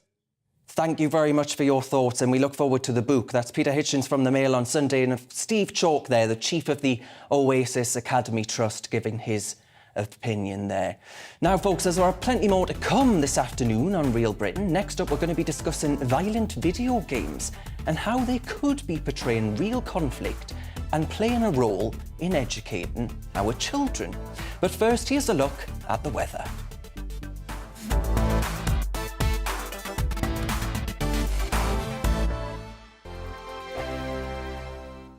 We are GB News. And we'd like to say thank you To each and every one of you. For helping our great nation. Find its voice. We're absolutely everywhere. Across England, Scotland, Wales and Northern Ireland. On TV, on radio And online. we're proud to be The People's Channel. Britain's news channel. On the Mark Steyn Show, we cover the stories a lot of people are scared even to mention. The stuff that really matters with some of the world's biggest thinkers. Now is his opportunity to kind of take the steering wheel of history. Break away from the flop at 8 o'clock on GB News with the Mark Steyn Show. Hello, I'm Esther McVeigh. And I'm Philip Davis. Whether you're watching or listening on TV, online or on radio, we handpick the latest stories, debates and expert opinions for your weekend. So whether that's politics, news or showbiz, we've got it covered. Join us every Saturday morning at 10 o'clock on GB News. Join my show Farage, 7 p.m. till 8 p.m. Monday through Thursday. And there you will get opinion, analysis, debate, and I'll cover stories that nobody else dares to touch. You've been cancelled. Join the club. Oh, my goodness me. And then for the last 15 minutes, talking pints. Over a drink, we have a civilised conversation with someone. We very often disagree, but we do it in a grown-up way. Come and join me on Farage. Hi there, it's Stephen and Anne. At breakfast from 6 a.m, you'll always be caught up with everything you need to know, the latest headlines, opinions and debates. We'll bring you the good news and the bad, but most of all, we're here for you. Remember, send in your views and let us know what you would like us to talk about. That's because we're your news channel. And every morning at 6 a.m, it's breakfast on GB News. I'm Dan Wootton. Join me Monday to Thursday from 9 to 11 for the feistiest and most fun news debate on TV, where free speech reigns. I'll bring you a sharp take on the day's biggest stories, bombshell newsmaker interviews, and A-list guests. And I guarantee you, no spin, no bias, no censorship, and no reason to go to bed. That's Dan Wootton tonight, Monday to Thursdays from 9 on GB News.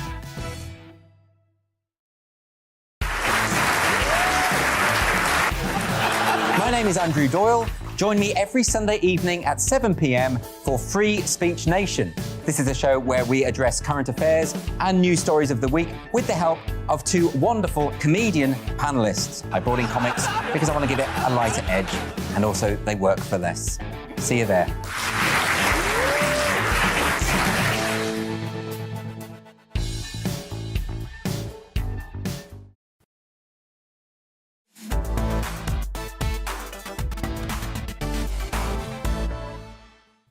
Welcome back. Hey, yous are all getting in touch saying it's nice to see me back. Yous are making me blush. Thank you for being so kind. Now, next up, folks, we're going to be discussing the government claiming that its mini-budget will lead to economic growth and unlock Britain's potential. Plans to scrap bankers' bonuses and abolish the top rate of tax, however, have been met with, I think it's safe to say, a fair amount of criticism and even alarm from some within the Prime Minister's own party. So can Liz Truss even deliver this? And can she do so in face of the opposition of the mighty IMF and other global financial institutions? Well, with me to discuss this is Greg Smith MP for Buckinghamshire. Greg, thank you for your time. What does this budget actually mean for Britain's growth? Because what you've got to try and sell here, Greg, it's not easy, right?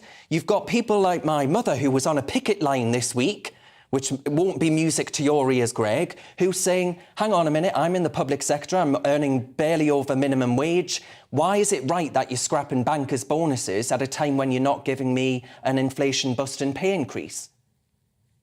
Good afternoon.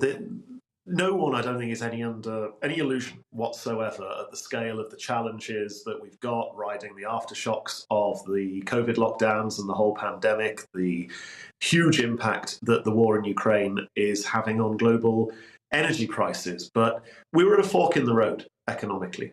To have done nothing, to have stayed the same course that we were on, the Bank of England was predicting recession by Christmas. And I don't think anybody wants to see the United Kingdom fall into recession because that hurts absolutely everyone. So we had to look at what we could do to get the economy growing, to avoid that recession, to support people in meeting the huge energy bills that they're seeing, which you see through the £2,500 cap that starts today, as well as the £400 payments to everyone that starts from this month, and the additional support for pensioners and the 8 million lowest paid households in the country. But also to say, we can't just keep doing that. We can't just keep putting support packages in place. We've got to fundamentally change the economy to make it grow. And the target the Chancellor set was 2.5%. And the way you do that is by unleashing people to be able to invest in their businesses, to create more jobs, better, higher paid jobs. And when you get those that already have the wealth spending that money, it supports absolutely everyone. And a growing economy is good for absolutely everyone in our country. Yeah, Greg, I haven't got you for very long because unfortunately I've been talking too much. But whilst I have got you here, just very quickly, what do you say to those that say, well, hang on a minute, Greg Smith, I'm really struggling. There's generation-defining inflation. There's an energy crisis in this country. We haven't got energy security here in Britain. They're saying, hang on, how is it right that you abolish the top rate of income tax for those at the top, but me at the bottom struggling to put the lights on? Where's my help? What do you say to those people? So I'd say that I get the optics of it, but there is support for absolutely everybody in society. The 8 million least well-off households in the country are getting far more energy support in terms of those packages, depending on whether they're pensioners or on benefits or whatever it might be. Everybody's getting the £400. Pretty much everybody will benefit from the reversal of the national insurance increases, but keeping the higher national insurance threshold. So that's more money in people's bank accounts at the end of every month. And pretty much everybody will benefit from the reduction in the base rate of income tax to 19p in the pound next year. Both of those measures I've just talked about will put £300 a year extra into people's bank accounts, not including all the energy support that people are getting. So I'd say there is that support there. The government is very, very conscious that we need to support the least well-off in society. Yeah. Another £421 million for the Household Support Fund that's administered through councils for people, like the Helping Hand scheme in my own local authority, Buckinghamshire, for people who can't meet the bills to go and get that support. But what we've got to do at the same time to make sure everybody benefits is get the economy growing. So Greg Smith, MP for Buckingham, in a word, Liz Truss, is she going to get these reforms through Parliament? Absolutely. We've got to give this plan a chance. Everybody is quick to criticise, but they haven't given it even the first chance to get on and work. Only the stamp duty cut has actually been implemented so far. Let's stick the course, let's get the economy growing, and keep more of people's money in their back pockets. OK, well, we shall see. Greg Smith MP, I thank you very much for your time. Moving on now, violent video games. Could they actually be used to educate and raise interest in history? That's according to the Imperial War Museum. The museum has opened a new exhibition on the relationship between video games and wars, aiming to demonstrate how portraying conflict through the medium of gaming could actually be deemed educational.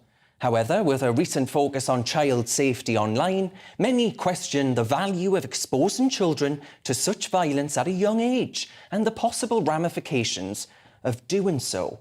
With me now to discuss all things kids and gaming is the child psychologist Amanda Gummer. You know, Amanda, I thank you for your company, and when I think back to the kind of video games that I was playing on my PlayStation 2, and I think, goodness gracious, they were not age-appropriate, these video games, the violence that takes place in them. How much of an impact is that happening on kids? And do you have any truck with the argument that actually being able to immerse kids in historical reenactment could actually be beneficial for their education? I think there's 2 points here. One is the effect of violent video games on children and being able to understand age and stage of development and what children can cope with when and what they should have access to when.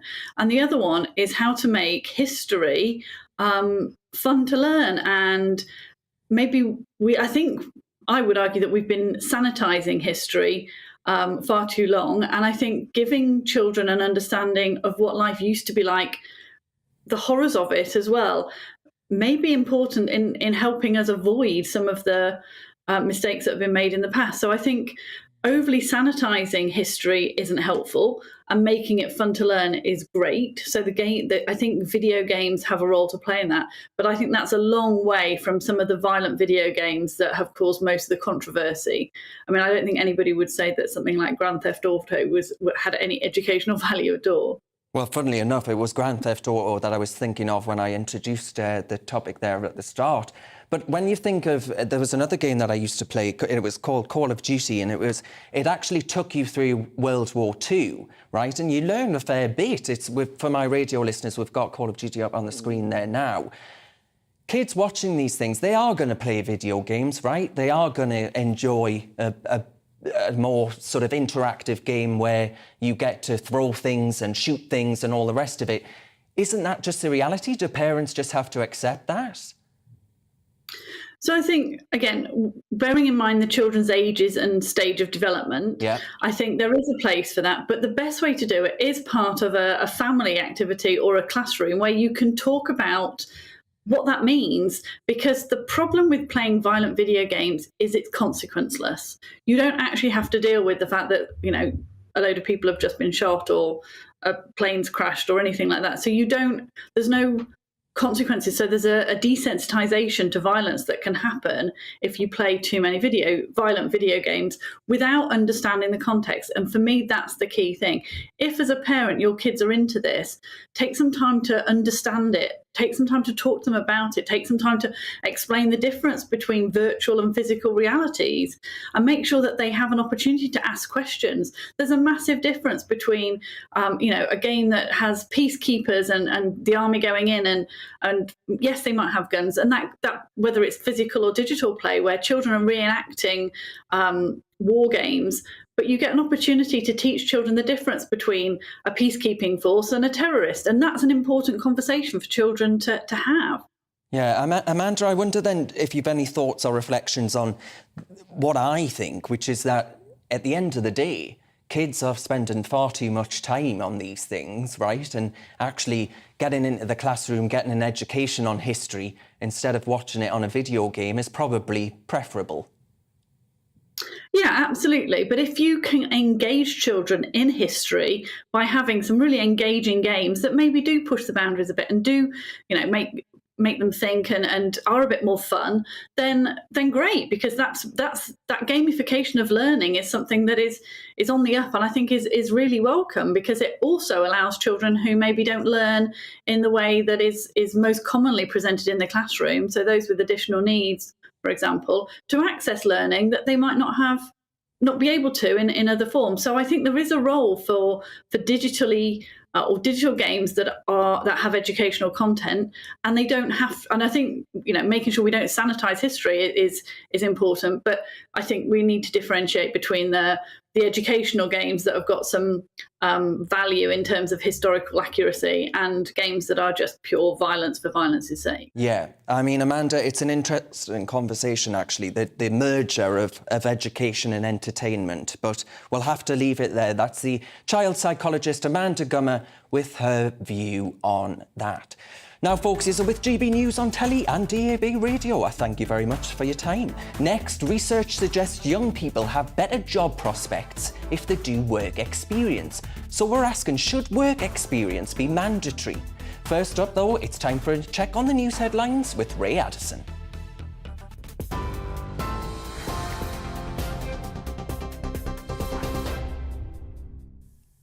Thank you very much, Darren. It's 3:31. I'm Tatiana Sanchez in the GB newsroom.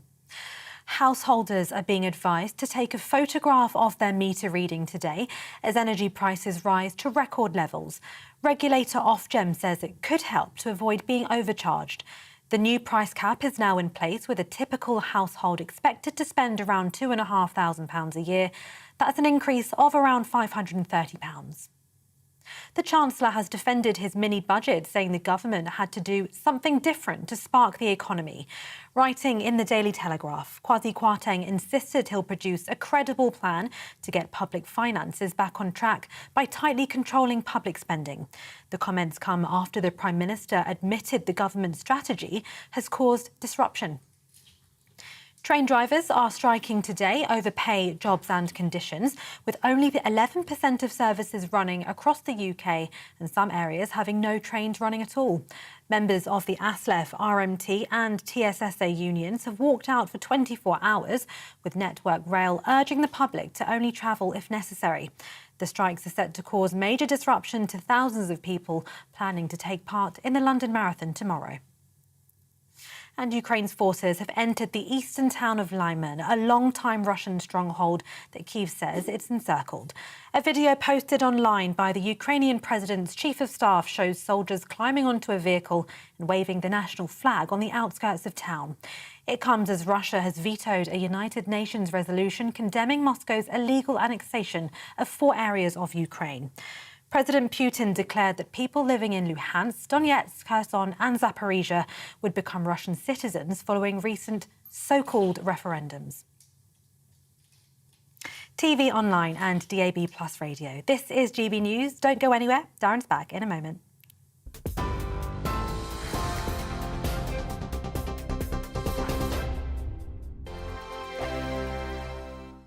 We are GB News. And we'd like to say thank you To each and every one of you. for helping our great nation Find its voice. We're absolutely everywhere. across England, Scotland, Wales and Northern Ireland. On TV, On radio and online. We're proud to be The People's Channel. Britain's news channel. On the Mark Steyn Show, we cover the stories a lot of people are scared even to mention. The stuff that really matters with some of the world's biggest thinkers. Now is his opportunity to kind of take the steering wheel of history. Break away from the flock at 8 o'clock on GB News with the Mark Steyn Show. Hello, I'm Esther McVeigh. And I'm Philip Davis. Whether you're watching or listening on TV, online or on radio, we handpick the latest stories, debates and expert opinions for your weekend. So whether that's politics, news or showbiz, we've got it covered. Join us every Saturday morning at 10 o'clock on GB News. Join my show Farage, 7 p.m. till 8 p.m. Monday through Thursday. And there you will get opinion, analysis, debate, and I'll cover stories that nobody else dares to touch. You've been cancelled. Join the club. Oh my goodness me. And then for the last 15 minutes, talking pints. Over a drink, we have a civilised conversation with someone. We very often disagree, but we do it in a grown-up way. Come and join me on Farage. Hi there, it's Stephen and Anne. At breakfast from 6 a.m, you'll always be caught up with everything you need to know, the latest headlines, opinions and debates. We'll bring you the good news and the bad, but most of all, we're here for you. Remember, send in your views and let us know what you would like us to talk about. That's because we're your news channel. And every morning at 6 a.m, it's breakfast on GB News.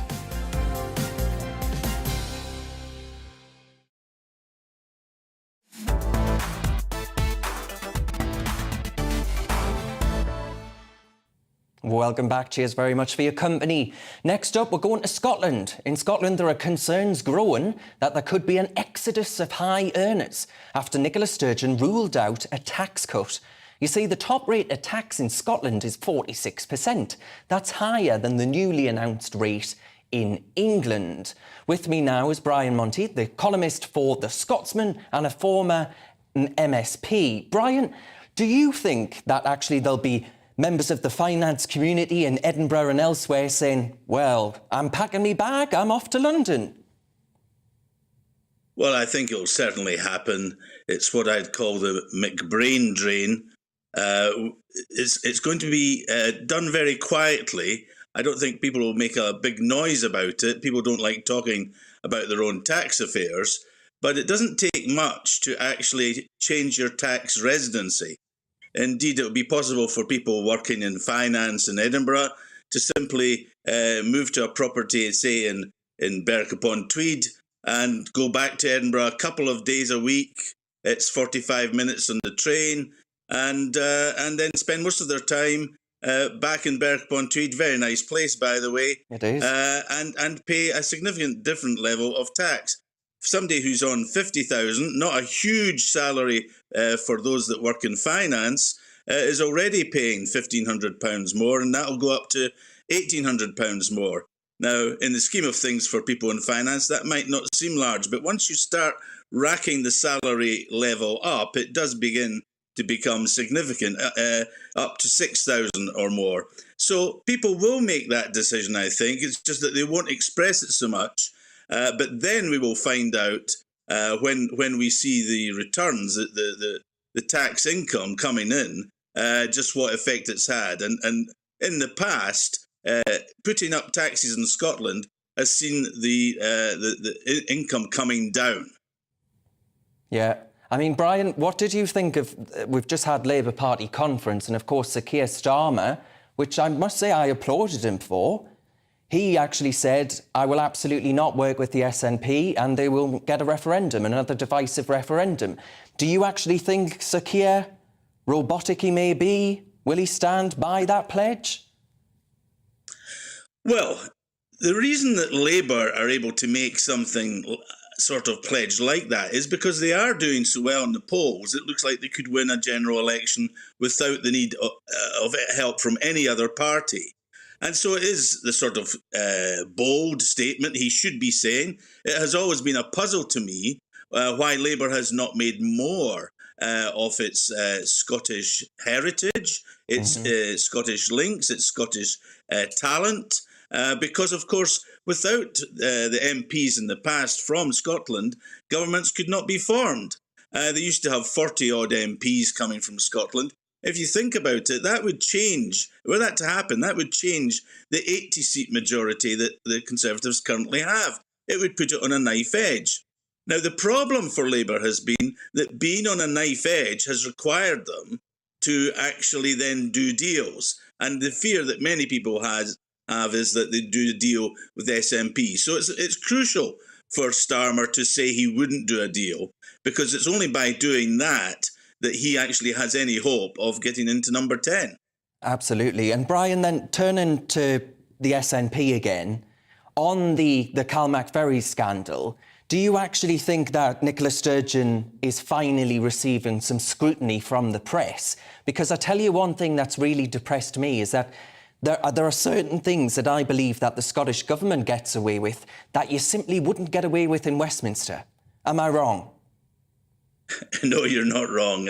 It's strange that the type of things that go on in Scottish Government don't seem to bring the same results of ministers resigning because of financial scandals. There have been sexual scandals, that's true, and there have been resignations, but some of the incompetence, some of the strange behaviour and outcomes have not resulted in ministers losing their job and the SNP falling down in the polls. But at last, on this ferry scandal, and we're talking about potential fraud here, where one company, which eventually won the contract, was apparently given sight of additional information that it was then able to cut and paste into its bid, and it then won. That certainly looks highly corrupt. So putting Nicola Sturgeon, who said the buck stops with me, under the microscope is very important, and she's got an appearance before the audit committee very soon, and I think that will be yet another case where her memory will no doubt fail her. Well, Brian, we'll have to get you back on when that takes place. But finally, though, I wonder if we can... The extraordinary scenes that we've seen as the nation came together united, and I use that word deliberately, united as a United Kingdom behind our mourning for the late and great Her Majesty Queen Elizabeth II.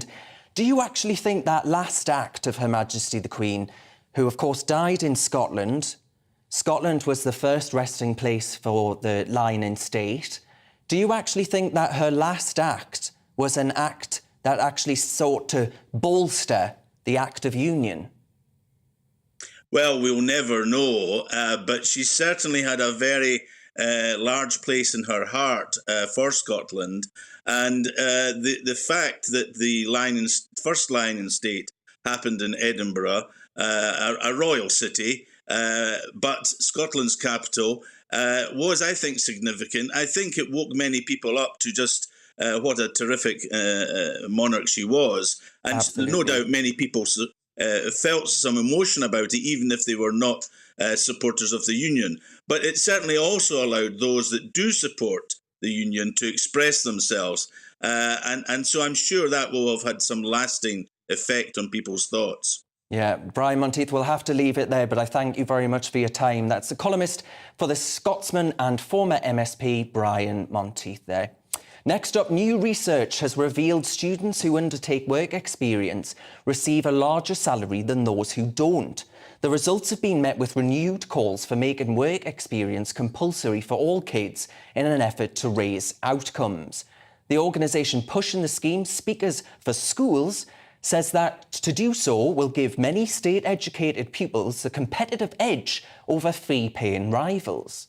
Well, joining me now to discuss this further is Dr. Elnaz Kashev-Pakdel. I thank you for your time.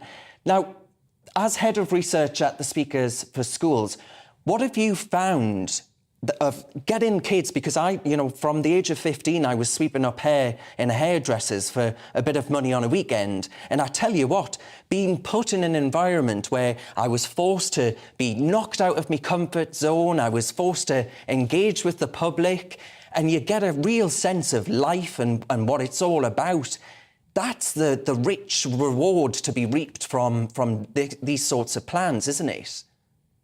Yes, absolutely. Thanks for having me today. Our research shows that actually work experience helps young people develop the kind of skills that employers are continuously calling for. These are skills such as communication, problem solving, creativity, and these are the kind of skills that young people do need everywhere they go and kind of jobs they do. But also the research shows that for every work experience that young people do, they get a wage premium when they are in job market. And they also do better in the schools because they believe in themselves better, they believe in the skills better, and they just get that competitive edge they need comparing to their kids who will otherwise have access to better quality opportunities and multiple work experiences during their education.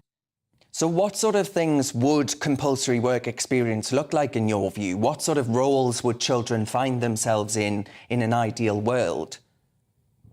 So we don't want to be too prescriptive about what kind of work experience young people should do. We want to put quality at the heart of it, because obviously we know that some of the work experience in the past didn't really interest young people because it wasn't really aligned with their aspirations or their choice of the career that they want to pursue. So at Speakers for School, we really want to make sure young people have access to the kind of quality, meaningful engagement with the world of work that would help them, inform them about the kind of careers they want to pursue, but also widen their horizons about the kind of jobs that are out there.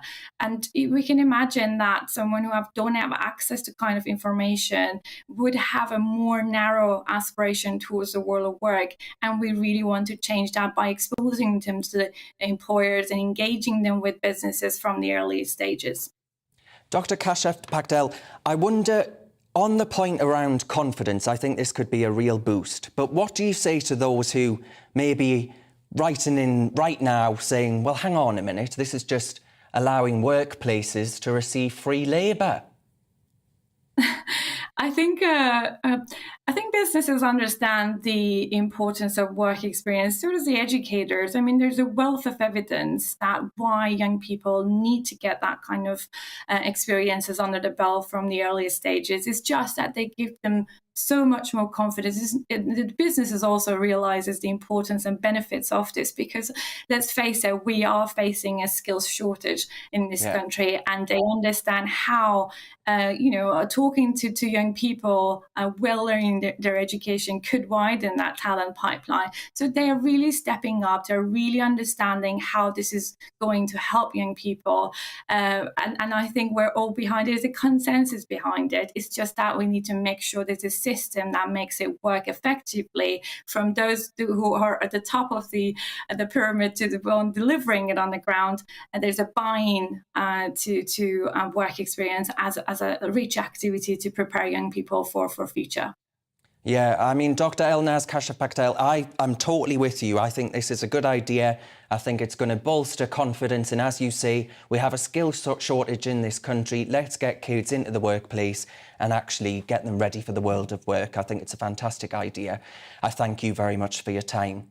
Next up, folks, it's time for Grime Watch, when we look at what you at home have been saying about the biggest stories of the week. I took to Twitter and I asked this question, actually moves on very nicely from what we've just been talking about. Should Liz Truss relax immigration laws to bring in more workers and boost the economy? Well, lots of you have been getting in touch with your views.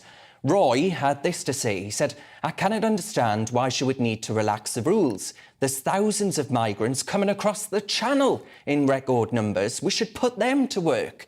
Well, Craig says, absolutely not. I voted for less immigration back in 2016 and 2019. I think Truss is out of touch. Louise adds, why don't we just rejoin the EU and have a free movement of labour? Now, there's a policy I could get behind. Well, Louise, I tell you what, even when we did have this, right, there was a real problem in this country with the wages of those at the bottom. Actually, you find that the Bank of England, even the Bank of England, said that there is a depression of wages at the bottom when you have this open door to the European continent. Paul says, though, is it even possible for the Tories to relax immigration laws any further? Well, this is a good point, actually. It seems to me that the Conservatives have already increased legal migration since the Brexit vote, whilst also pretending to stop people crossing the Channel. What else could they do? Well, I think Paul raises a really important point there, because, frankly, borderless Britain is fast becoming an ineffectual, woke joke. Right, we'll leave it there. Next up, foreign investment into the north of England has overtaken London and risen by 72%. That's a whopping number in the last 5 years. Much of this success has been attributed to the efforts of the lobbying group Northern Powerhouse. This was a partnership set up in 2016, which aims to unlock up to 100 billion quid by 2050. And so far appears to be securing new investment and employment for the region, pulling ahead of Scotland, Wales and Northern Ireland. With me now to discuss this is the Conservative MP for Brigg and Goole, Andrew Percy. Andrew, thank you very much for your time. Are you at all surprised by these figures? Did you always know this was going to happen? No, not at all. I think, actually, since the Northern Powerhouse concept was came into being a few years ago, the government has ploughed huge sums of money into infrastructure in the north to get a lot of this investment into our regions. I mean, that's included, obviously, upgrades of transport networks, but enterprise zones. Just up the road from me here in Goole, we have a £150 million new Siemens train factory being built. That's on a site which the government funded the infrastructure for. So it's been a partnership. I'm pleasantly surprised by the amount, but not necessarily by the fact it has risen so much. And why do you reckon it is then? Why do you reckon investors are saying, well, this looks like the right place to pour my cash? Well, we've got the connectivity, we've got the people, we've got the industrial base, we've got the skill base, and also we've got access to road, rail, and the ports, and that's very much why, for example, Siemens have chosen to come here in the Humber to put their wind turbine factory in Hull and their train factory here in Goole, and lots of other big players also expanding in this region and across the north more generally. But that's really because we've got that industrial heritage, and we've got the land available in many places to do this too. Yeah, absolutely.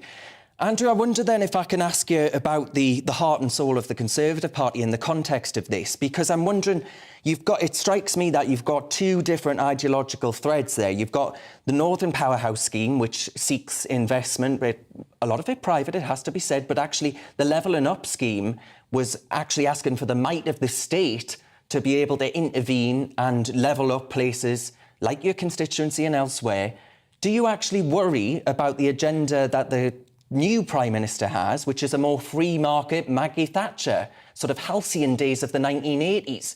Do you think we're going to lose what the success stories of the Northern Powerhouse and Levelling Up agenda have actually managed to achieve? Well, I do, very much so. And it's not a Thatcherite agenda. Actually, it was Mrs. Thatcher's government that provided the biggest land grant in history to the north of England, which was here in Hull and also a little... Oh, we just lost Andrew Percy there. Are we going to get him back? No, we're not. Well, that's a shame, because actually I was hoping that he was going to point out that actually with these new investment zones that Liz Truss is proposing, actually you might start to see some real levelling up when you've got competition between the various regions, with the North East saying, well, maybe we'll be able to lower our council tax and our business rate taxes and all the rest of it to actually drag investment into the parts of the country that actually need it. I think it's a thoroughly good idea. Now, if we actually... Are we going to get Andrew Percy back there? No, we're not. That's a shame. That is a shame. Well, I thank you all for actually getting in touch, because you have been saying on Liz Truss's mini budget, absolutely chock-a-block getting involved and saying that it's a good idea. The reversal of national insurance contributions, for example. Mike Moore is pointing out that everyone is going to benefit from the reversal of those contributions. He says, what rubbish is it to suggest that it's only given back to a few? I couldn't agree more. I do agree with that. And I think Andrew Percy was about to make the point that actually it was Margaret Thatcher that ensured that we had these sort of levelling up, the seeds of levelling up, to actually see what capitalism, private investment could actually do for other regions around the country. Now, anyway, that's the end of the show. It's been an absolute pleasure to be back with you. So I thank you all very much for joining us today. I hope you'll be back next week. I'll be back here in this chair Saturday at 2 o'clock. But for now, you've been watching Real Britain with me, Darren Grimes. I'll see you next week. Looking ahead to this evening's weather, and the UK is looking unsettled in the northwest, with showers drier in the south and the east. Here are the details. A dry end to the day for southwest England, but a bit cloudy. Rain is expected from the southwest later on, bringing some heavy bursts at times. Any lingering showers will fade into this evening across southeast England to leave some late sunny spells before cloud thickens from the southwest later on. Showers may continue across North Wales for a time, but a drier evening expected in the south. Cloud cover will increase. There may be the odd shower across the Midlands, especially in the north this evening, remaining dry elsewhere with some late sunny spells before cloud cover increases from the southwest later on. Showers will persist across northern England this evening, though they'll be most frequent in the west. Drier with clear spells in the east, and it will be cool in sheltered areas here. Blustery showers will continue across Scotland throughout the evening, but they'll be heaviest and most frequent in the west. Further east, it will be a drier evening with some clear spells. Showers will continue across Northern Ireland, though, and will start to fade through the evening, with some late sunshine possible. Remaining breezy at first, the winds will slowly become lighter. Showers will be focused across western Scotland by tomorrow morning, cloudy in the far south of England with outbreaks of rain. And that's how the weather is shaping up overnight into tomorrow morning.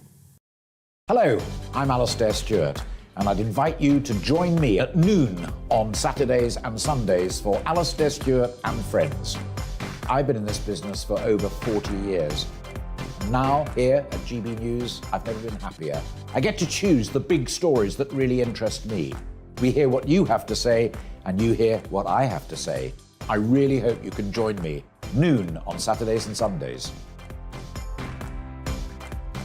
Join me, Nana Akue, on Friday, Saturday and Sunday afternoons on GB News. Expect fiery debate and passionate discussion as me and my panel tackle some of the biggest topics hitting the headlines.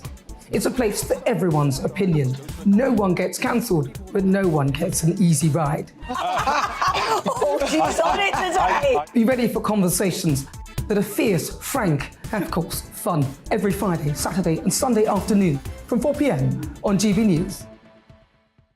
Weekday afternoons on GB News, we've got the whole of the UK covered. From 12 to 3, it's GB News Day with me, Mark Longhurst. And me, Gloria Di Piero. You'll get the very latest on everything that's been going on across our great nation. And from 3 till 6, watch out for GB News Live with me, Patrick Christys. I'm not here to mess around. With all the biggest topics and guests, you will always be up to date. GB News Day and GB News Live from 12 p.m. Only on GB News. The People's Channel, Britain's news channel. Hello there, it's Eamon Holmes here from Breakfast on GB News. We're not just on your television and your screens, you know. We're on DAB plus digital radio, so you can listen to your favourite shows on the move. If you've not yet listened to GB News Radio, it's very simple. We're on your radio player and tune-in apps, on your smart speaker, phone or tablet, or online at gbnews.uk. Take us with you wherever you go. GB News Radio. You never have to miss a moment of the People's Channel.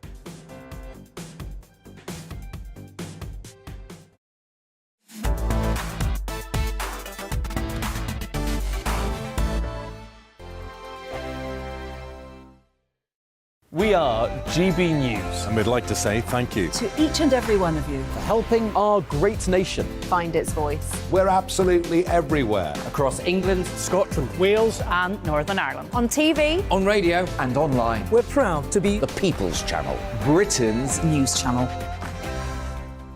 On the Mark Steyn Show, we cover the stories a lot of people are scared even to mention. The stuff that really matters with some of the world's biggest thinkers. Now is his opportunity to kind of take the steering wheel of history. Break away from the flock at 8 o'clock on GB News with the Mark Steyn Show.